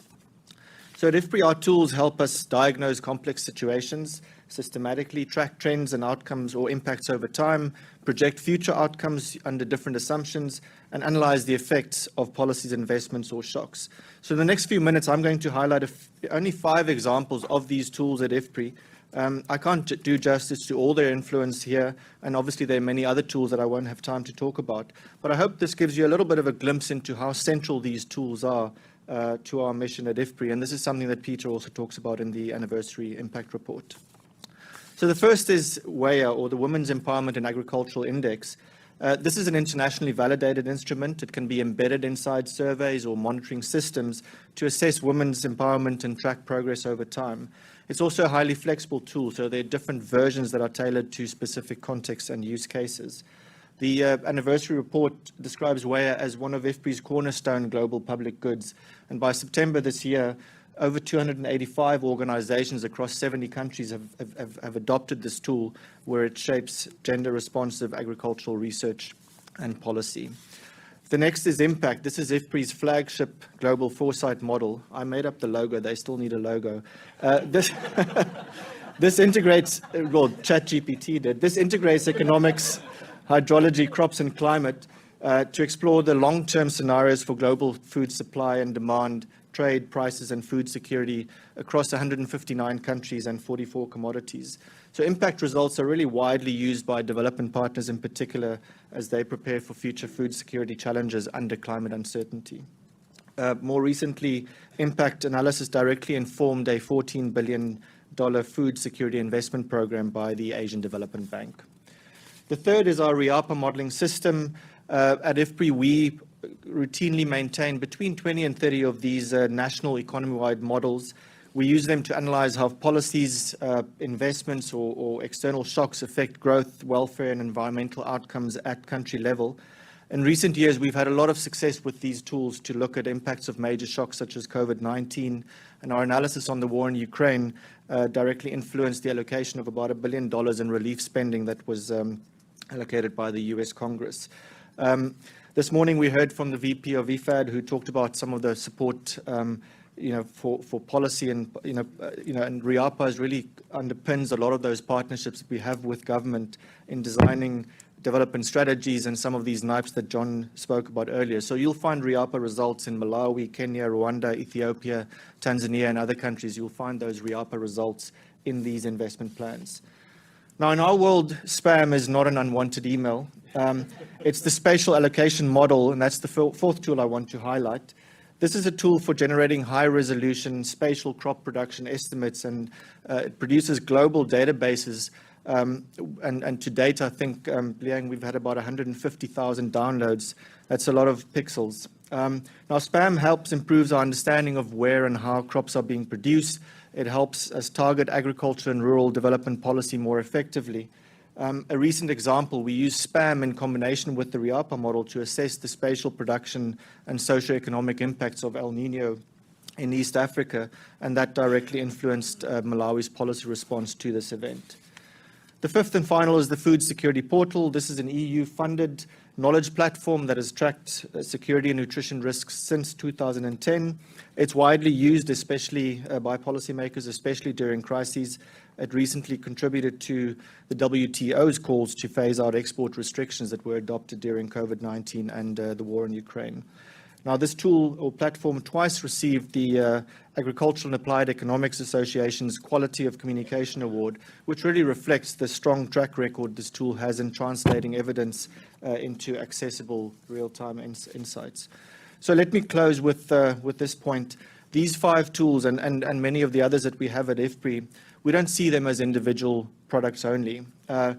Together, they really form a shared evidence infrastructure for global food policy research at scale. This echoes something that Becca was saying earlier as well, about using these tools together. And as we celebrate 50 years, we remain committed to open access, capacity building, local ownership and use of these tools, and we'll continue to endeavor to improve existing tools and develop hopefully new innovative ones as well over the next 50 years. Thank you.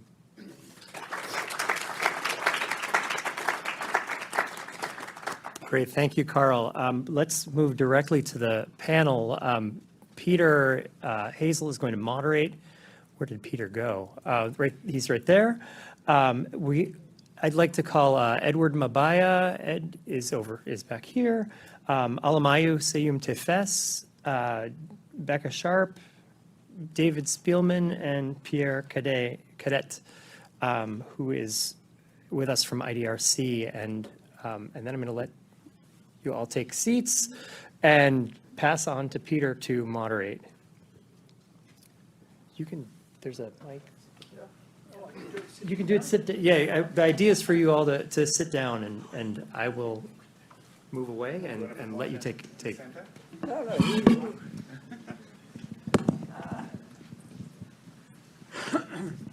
Please, you may.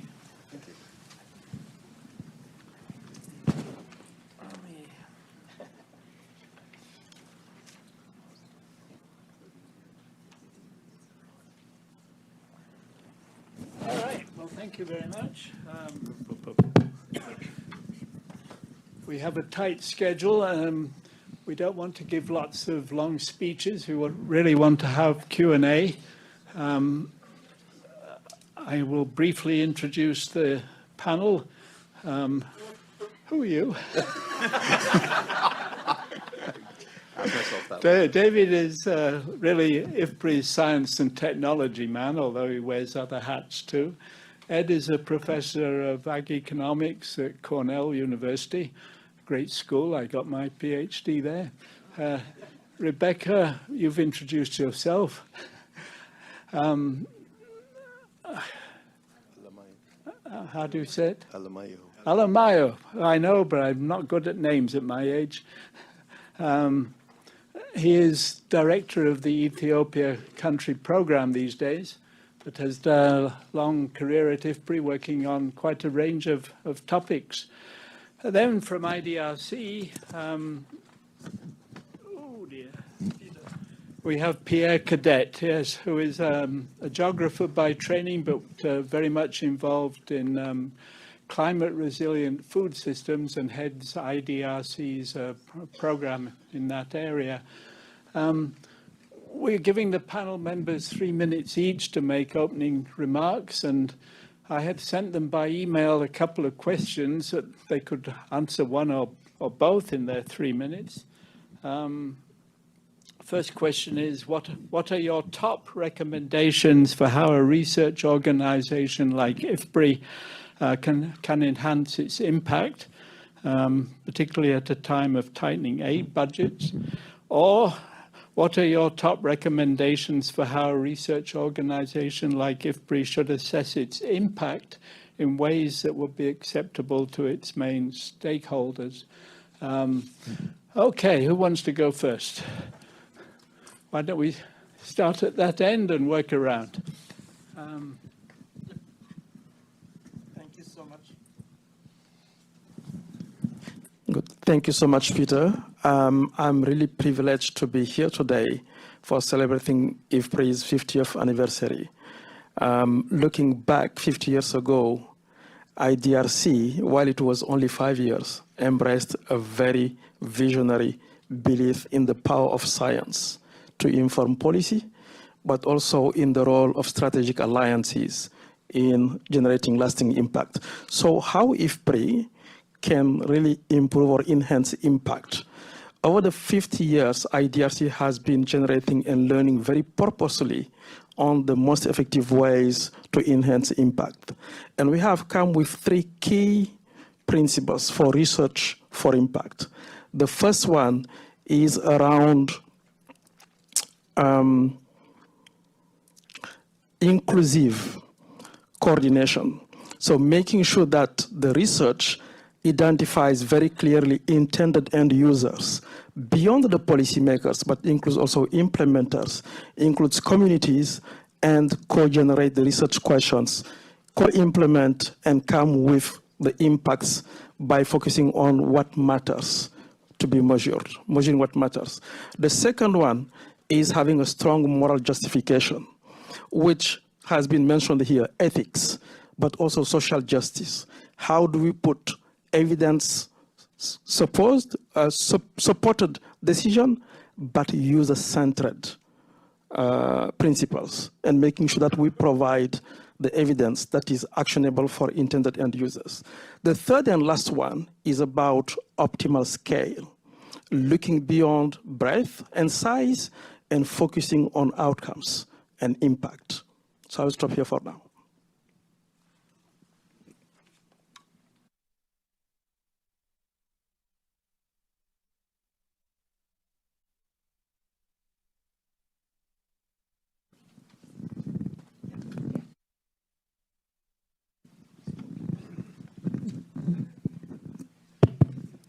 Thank you very much. A lot has been said about impact and how to achieve it effectively. So it's very difficult to say something new. What I would do is perhaps highlight some relatively small possibilities. The first one is the avenue that building the capacity of policymakers to appreciate and use evidence that we should invest on through dialogue and through training, because capacity of policymakers to do so is not always available, and they face different constraints, and we have to as one pathway for impact to work consciously on that. The second, perhaps slightly provocative avenue I select is that perhaps IFPRI and similar organizations should become more relevant to the private sector. This obviously has risks and potentials, and therefore a conscious effort to be open-minded, very careful in design, and scrutinize implementation continually is necessary. But I think there are areas where success in business and achieving public goods objectives can work. One particular area that was mentioned today, for instance, is risk and insurance. Another area is scaling, and obviously market analysis is another. As I said, there are risks, and we have to work with those risks. And the third one that I would like to mention is that obviously we have heard about budgets, research budgets to be narrowing and support declining, and therefore one prudent and sensible strategy is try to reduce the cost of data collection and analysis while maintaining rigor. And one avenue in this regard is greater use of virtual or not in-person survey techniques, and the ability to also analyze the data that's generated. They are quicker, cheaper whenever they are relevant, and very, very informative. So we have to build those skill sets, including, of course, the AI tools that would come in handy. Thank you very much. Thank you. Well, I had the benefit of having 15 minutes to deliver my remarks already about how to improve impact as evidence researchers and influencing the path to scale up in policy. And of course, I won't repeat myself there on the points around localization, embeddedness, having a flexible toolkit, and AI innovation. So maybe I'll try to tackle instead the second question of how do we, as part of the measurement, evaluation, research ecosystem, how do we measure our own impact? I think that's a fascinating question and one that we have racked our brains on at ID Insight many a time. We actually have project selection and ex post project impact methodological systems at ID Insight that we've adapted and evolved over the years on how we think about our own impact. And the basic framework that we have used in the past is something called breadth, depth, and contribution. So looking at the breadth, of course, how many people have had their lives improved by the policy or decision that we tried to inform with our research or services. Looking at the depth, so in other words, how much did things improve by, whether it's, a health outcome, an agricultural livelihoods outcome, or an educational outcome. And then the hardest one of all, by far the hardest, is contribution. And I think it's very important for us as researchers to look at not only the bright spots, but also the failures, and to be very open with ourselves and our funders and others in the ecosystem about what are the conditions under which impact and influence actually happens and what are the conditions under which it fails. The failures for ID Insight have been around our times when we have failed to have a contribution to the decision. In other words, we created a piece of evidence or a body of research that was ultimately ignored or not used in the process of decision making. So what are the factors that contribute to that? I mean, we all know that policymaking is messy. Sometimes the stakeholders that you engage in that commit to you that they will use the evidence change, and then suddenly there are new stakeholders there. So what are the conditions under which this, kind of policy influence thrives? Those are things I think should be very honest and clear about. And the final methodological suggestion I would have is to actually think about our own cost effectiveness as researchers. So, we at ID Insight have moved towards a more social return on investment methodology of speaking about our own impact, which includes not only the numerator, right, which is how much impact we've had, but also the denominator, which is the cost of the projects that we do, so that our funders can better understand, well, every $100, $1,000 invested in a piece of critical policy, influence, research, investment in an ecosystem actor like IFPRI or ID Insight actually has a massive potential return on investment, even when compared to investing in the implementation itself. And unless you have that denominator, I think it's difficult to make things comparable for funders who are making critical decisions about where to put their money. Thank you, and congratulations again for IFPRI on this anniversary. As somebody who recently turned 50, the views from the fifth floor are very, very beautiful. And in terms of advice, it's not much you can teach people at that age, because some of the lessons clearly have been learned through many years of experience. I want to maybe speak a little bit more to the point that my colleague Rebecca was talking about, and this is really how do we bridge this gap between the science and research to the real impact. I think this is coming at an opportune time for IFPRI, this is turning 50, but also there's a constraint of resources that really forces you to have that inspection on where do I make the most difference and where do I make the most impact. So I think this timing for IFPRI is quite timely. It's almost like the colonoscopy that you need to do at 50. They don't tell you that ahead of time. So let's start with the research part. We already have had stellar, excellent work that IFPRI is doing in this space. Nobody questions and doubts that. Highest quality research, ranked by all the peers as outstanding. After the research comes the question of who is listening to your research. And then the third part is what are they doing about it? And it clearly from the presentation that Peter made earlier on, there's quite a lot of steps that need to be taken to address and close that particular gap. So the first part is who's listening to your research.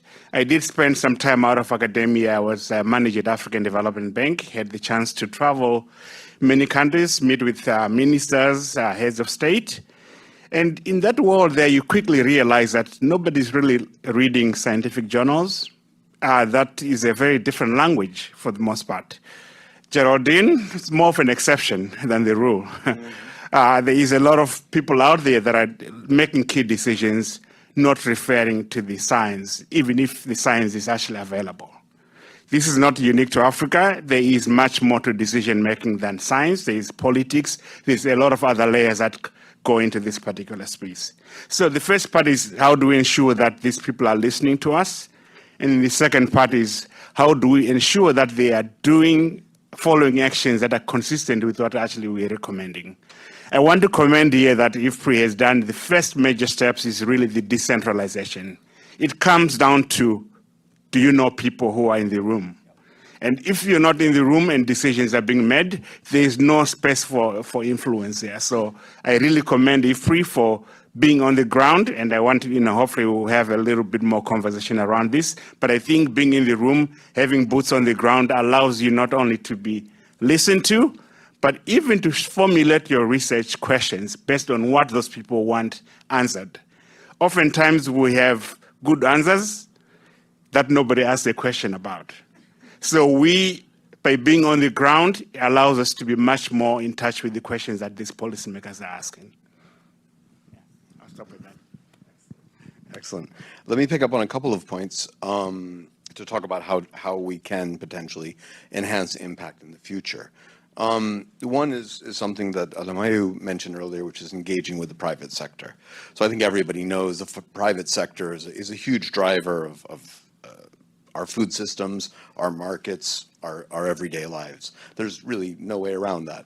But I do feel that as IFPRI, through our research, we can influence or shape the private sector towards something that might be a gentler, kinder, maybe more inclusive form of capitalism that we've all come to rely on in our day-to-day, yet still profitable.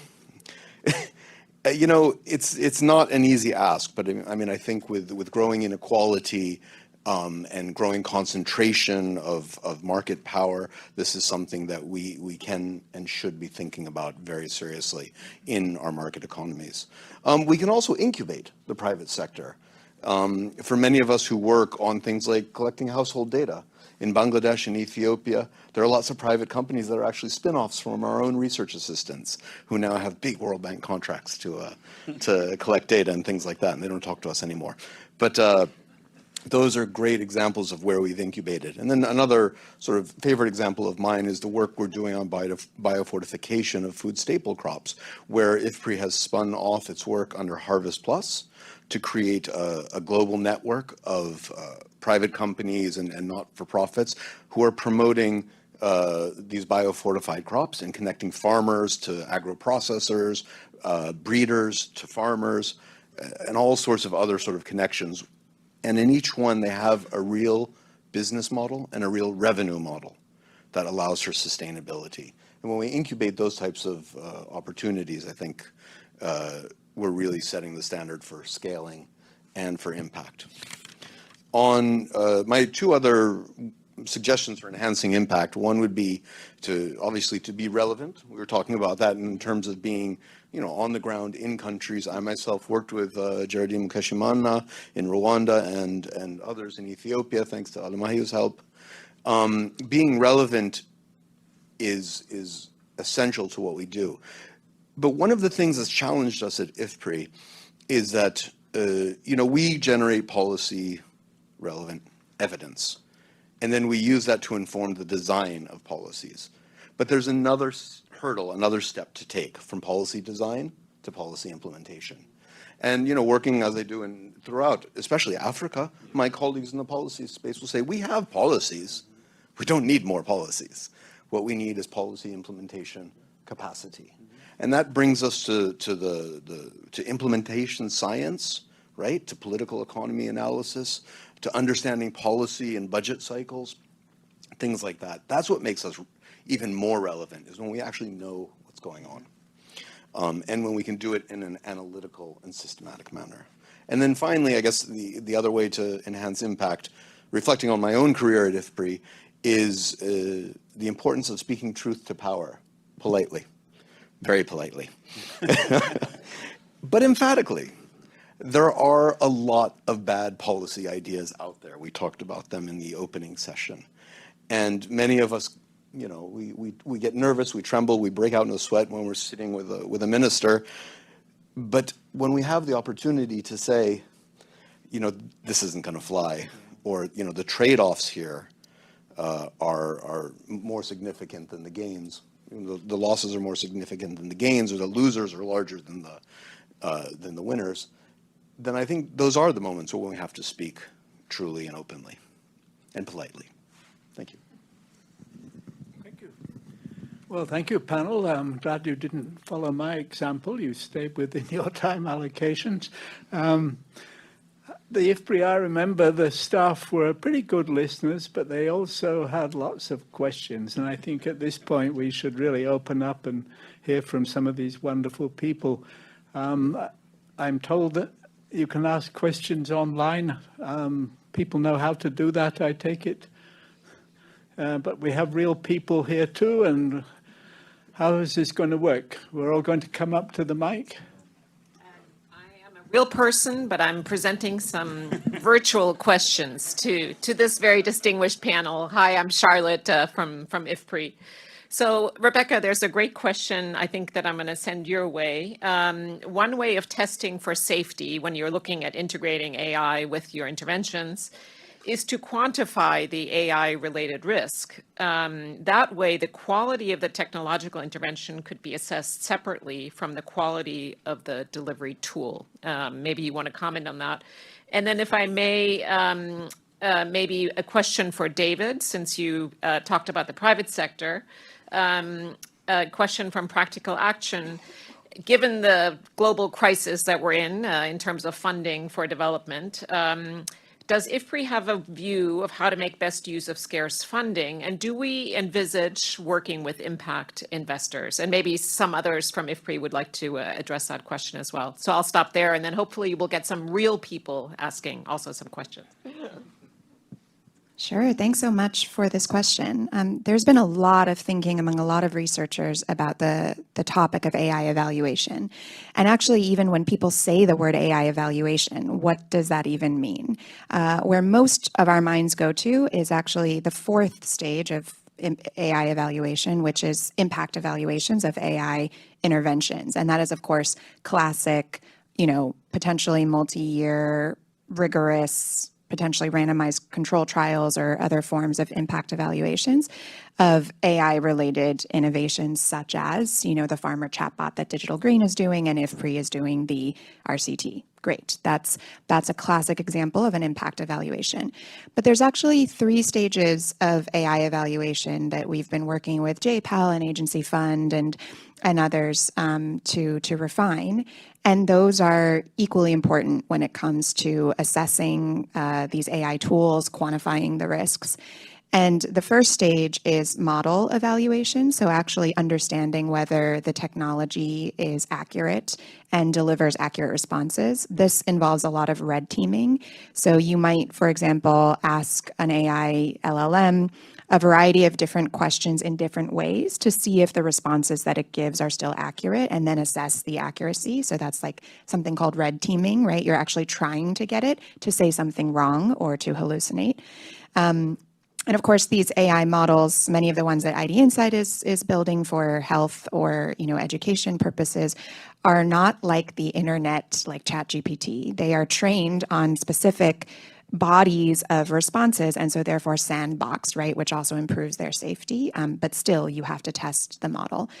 The second stage of AI evaluation is about the product evaluation, and that is actually something that the private sector does a lot better than I think academic or NGO researchers traditionally like ourselves, and that is actually testing the user funnel. So what good is a chatbot that responds perfectly every time, but no one uses it?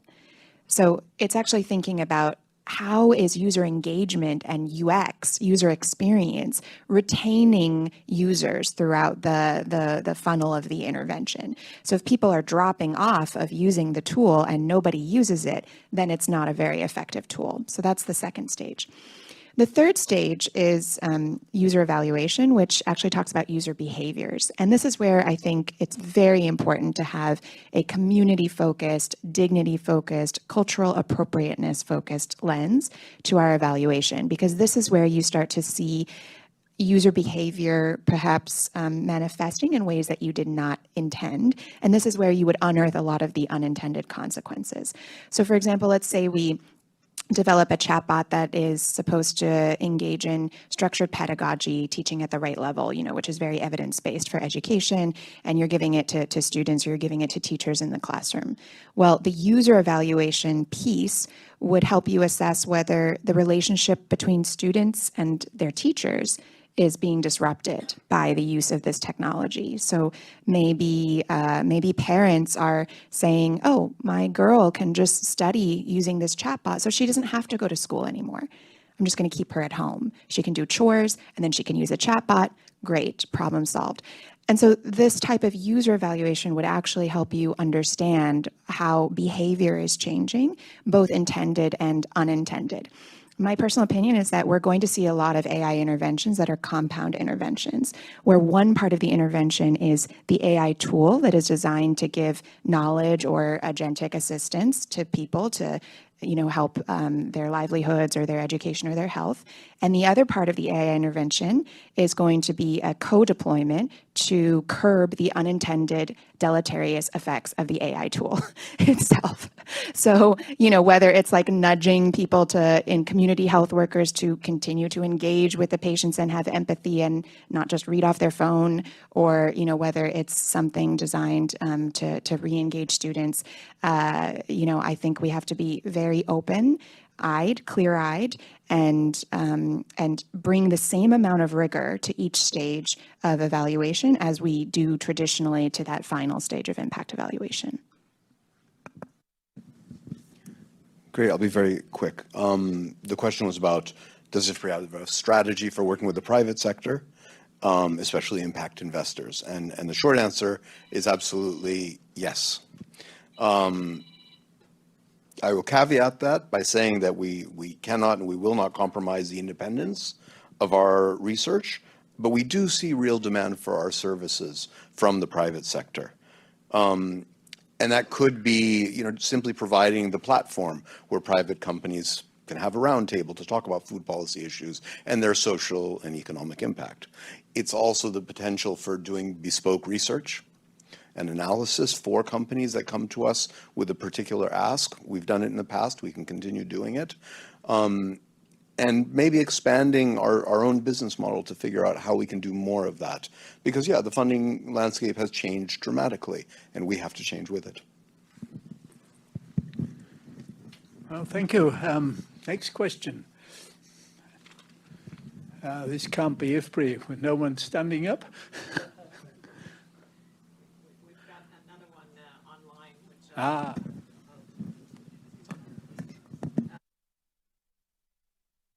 Let me direct this one to you, Alabama. The question is, how can we actually work with governments but still maintain some independence? What is the balance that one strikes there at the country level?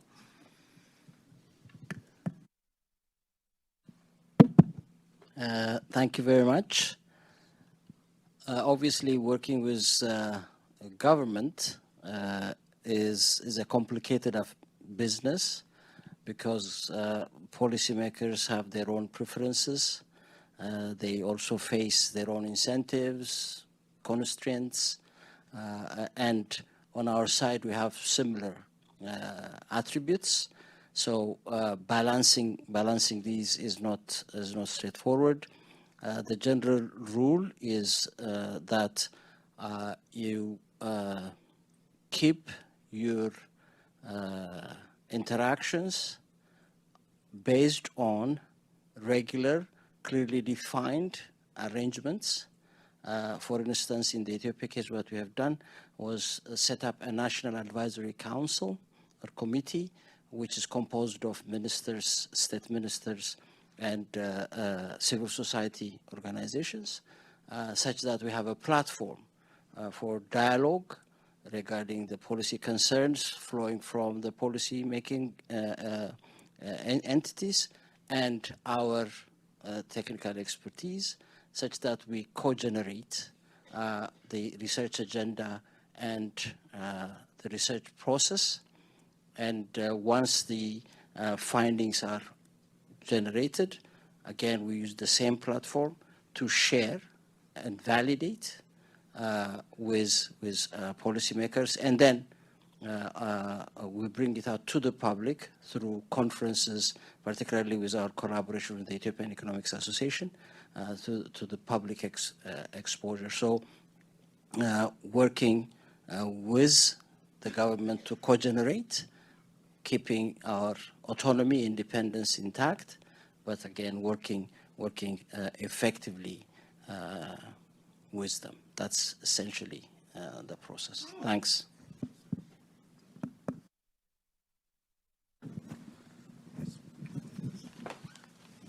Thank you very much. My name is Ernest Aite, on the board of IFPRI. My question is about decentralization. So today we find IFPRI present in many more countries than we ever sort of thought possible. And we are looking at the impact of our research on policy making in these countries. We recognize that at the same time, there are many other research entities from all over the world, universities, research organizations, and so on, trying to do exactly what we are doing as IFPRI. How do we manage this growing presence of research entities in developing countries? How do we ensure that what IFPRI is doing does not interfere with what a researcher from Cornell is doing? Maybe the guy from Cornell is working with some other entity to do very similar work. And they are all trying to get the attention of the Ministry of Agriculture. How do we manage this to ensure that the best use of our time and our resources is what becomes possible? How do we ensure that at the end of the day, if there's some policy change, we can take some credit for it? Indeed, what do we assess to be the impact we've had in all of these countries? I come from Ghana, and I've seen IFPRI work in Ghana grow significantly. And I've seen work in other countries not grow that rapidly. What explains the differences that we are seeing in these countries? Thank you. Wow, that's a tough question. Ed, do you want to have a go at that from how Cornell can relate to?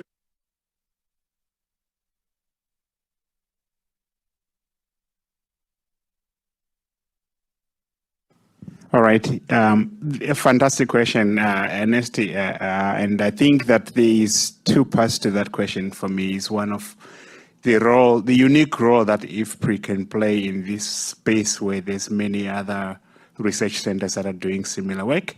One of the areas that I really like a lot that IFPRI, the presentation that Carl made on these tools and models, is potentially an area where IFPRI has a unique competitive advantage. So most of the studies you see are done at one country level and the in and out. I've realized that governments and decision makers respond best when there is a comparison that is often regional. So Kenya will listen to a study on women empowerment in agriculture because they see the numbers for Tanzania and Uganda. that is a unique way of unlocking political interest that you otherwise don't have. And I think IFPRI is uniquely positioned to have that. We are here present on the ground, but we also have a broader perspective than this. We look at what is coming from other countries, and we can compare and draw lessons from there. I think, to me, that is a unique area of where IFPRI could leverage its strength with these tools and platforms and allow countries to compare against the other ones. The second question of attribution, I think, to me, that's a very difficult question, and I think we all have to be happy and content that if good comes out, it almost doesn't matter where the source came from. You want to say you were part of this, but it's clearly almost impossible to unpack the attribution when so many partners are involved. But I think we know when we're making a difference in this work. I think, yeah, I don't have a very satisfactory answer for that latter one. Can I take a shot at that? Sure. Very quickly.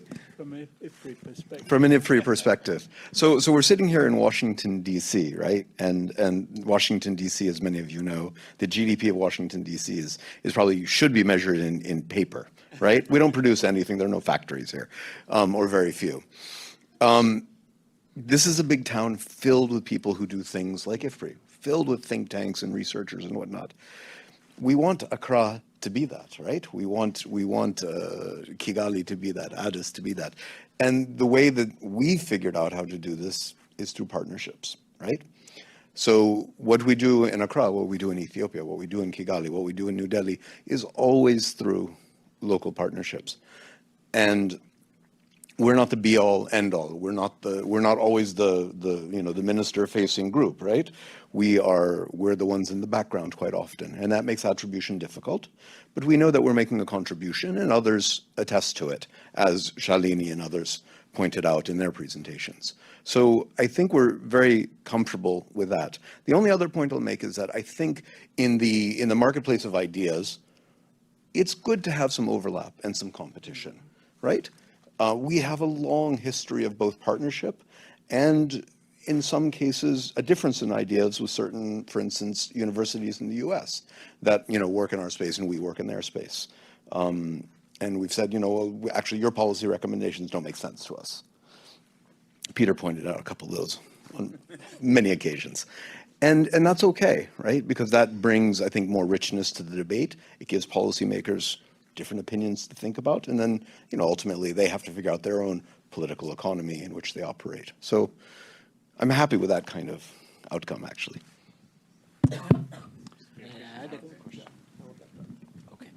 A quick one. It is important to realize that we are part of an ecosystem with multiple membership, and try to always interact with that members of that ecosystem through workshops, different partnerships, and also highlighting expertise that is obviously differentiated across the members of that ecosystem, and also having these entities such as the Advisory Council, which has a broader picture of what is going on as a basis for interaction.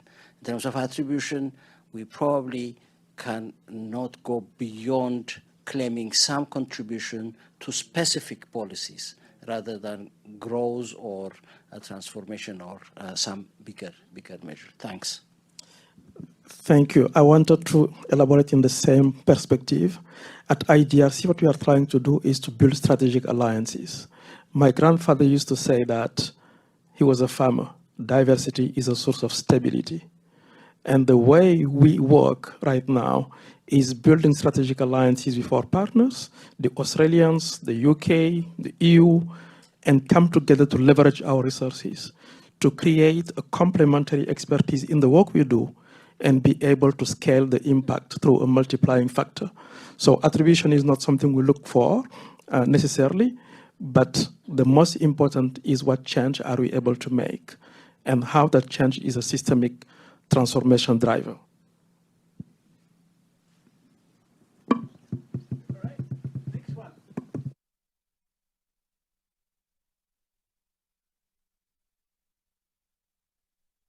Is this working now? My question relates to an earlier slide that I saw in your presentation that you have done quite a bit of work in India, in Uttar Pradesh, and I was born in Uttar Pradesh and in Varanasi, and I lived the first 25 years of my life there. And I also understand that UP wants to be a cyber hub now. So given that, I just want to find out what exactly IFPRI is doing in Uttar Pradesh and whether it has led to research to impact pathway there.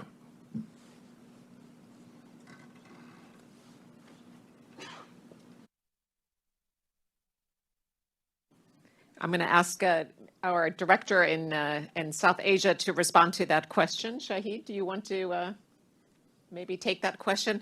While he's coming up to the mic, I have a question also that's come in virtually for you, Pierre. In the world of climate change, which is what you're looking at IDRC, could you talk about some particularly impactful research findings that have helped to shape your world? And then one more question for you, Rebecca, a challenging one. How do we square AI with the sustainability goals? We've heard so much about the very energy and water intensive production that's required to power AI. So we can end with those. And now over to Shahid. So let me try to understand the question first. So your question is compared to, say, 1970s or 60s UP, now India is trying to be a cyber hub. Have we done any research on that? Did I get that right? No. No? Okay. What exactly are you doing at this time on your food? I think your expertise is in food. Is that right? Yeah. So I want to find out what you're doing exactly and how has it led from your research to impact that? Okay, so there are quite a few things we are doing, but in terms of the digital agriculture, AI, we just have begun working in Bihar, UP, most likely will be working on other states too. So there are new things happening, a lot of new things happening. For example, you see the automated teller machine for rice. It did not exist. It's a pilot basis. Someone can go there any time of the day, 24 hours a day, and then use the card to delivery of rice. They don't have to go to a ration shop and stand in the line forever.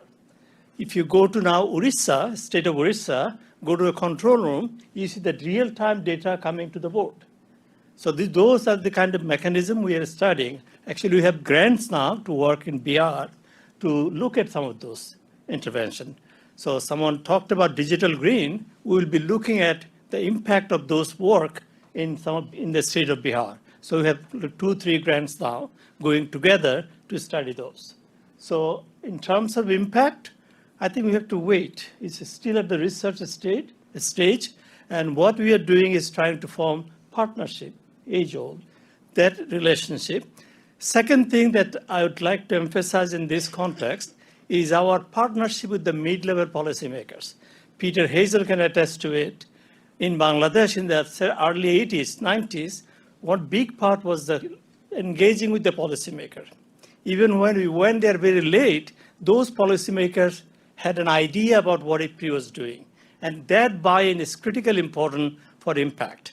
So from research to implementation, I think there's a missing part we are not talking, but that will be critically important. It was important before. It's going to be more important moving forward.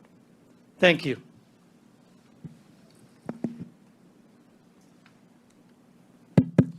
So IDRC's work related to climate change involves several areas: adaptation, food systems, governance, energy, migration, and our work tries to respond to 4 questions, and I will give examples on what we are doing.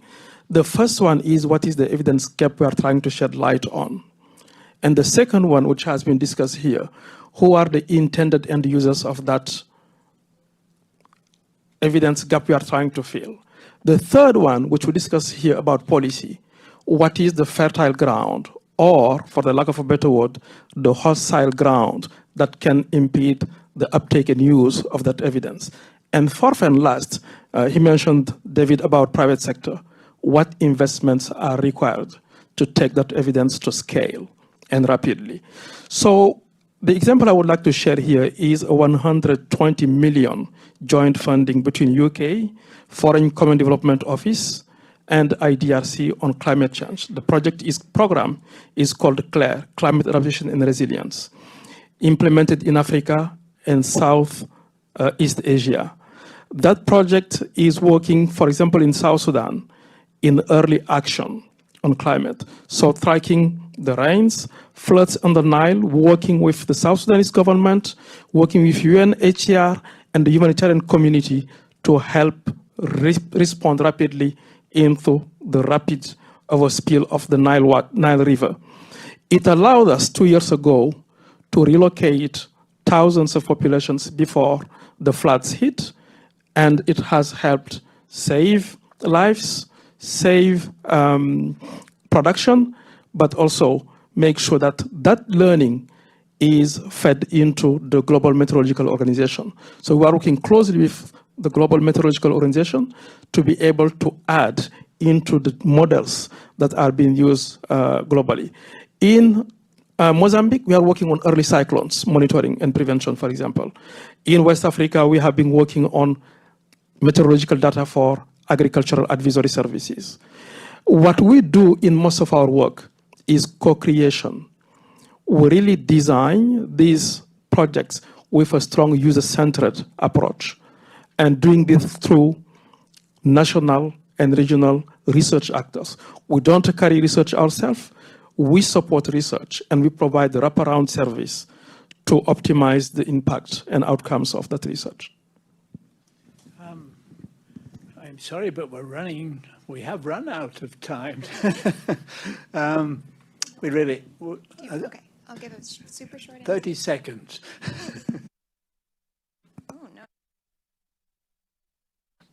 Hello. I'll give a super short, controversial answer to a controversial question, which is that I think that the environmental impacts early on in the kind of furor of fear around AI are overstated. Actually, the environmental impacts have been getting lesser and lesser with each new generation of AI tools that are being put out. They're becoming more and more efficient.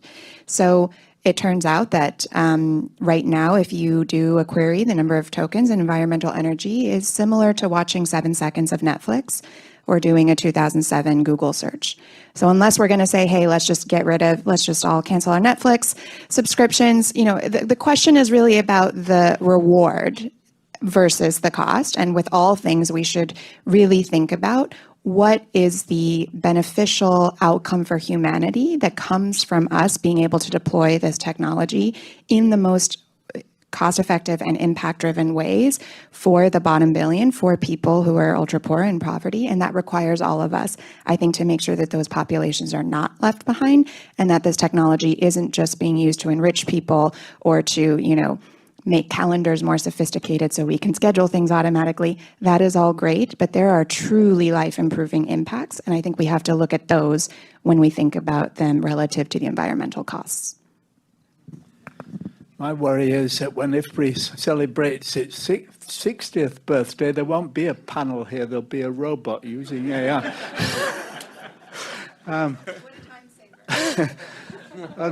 Unfortunately, despite our interesting interactions, time is not our friend. We really do have to stop. But join me in thanking the panel, please.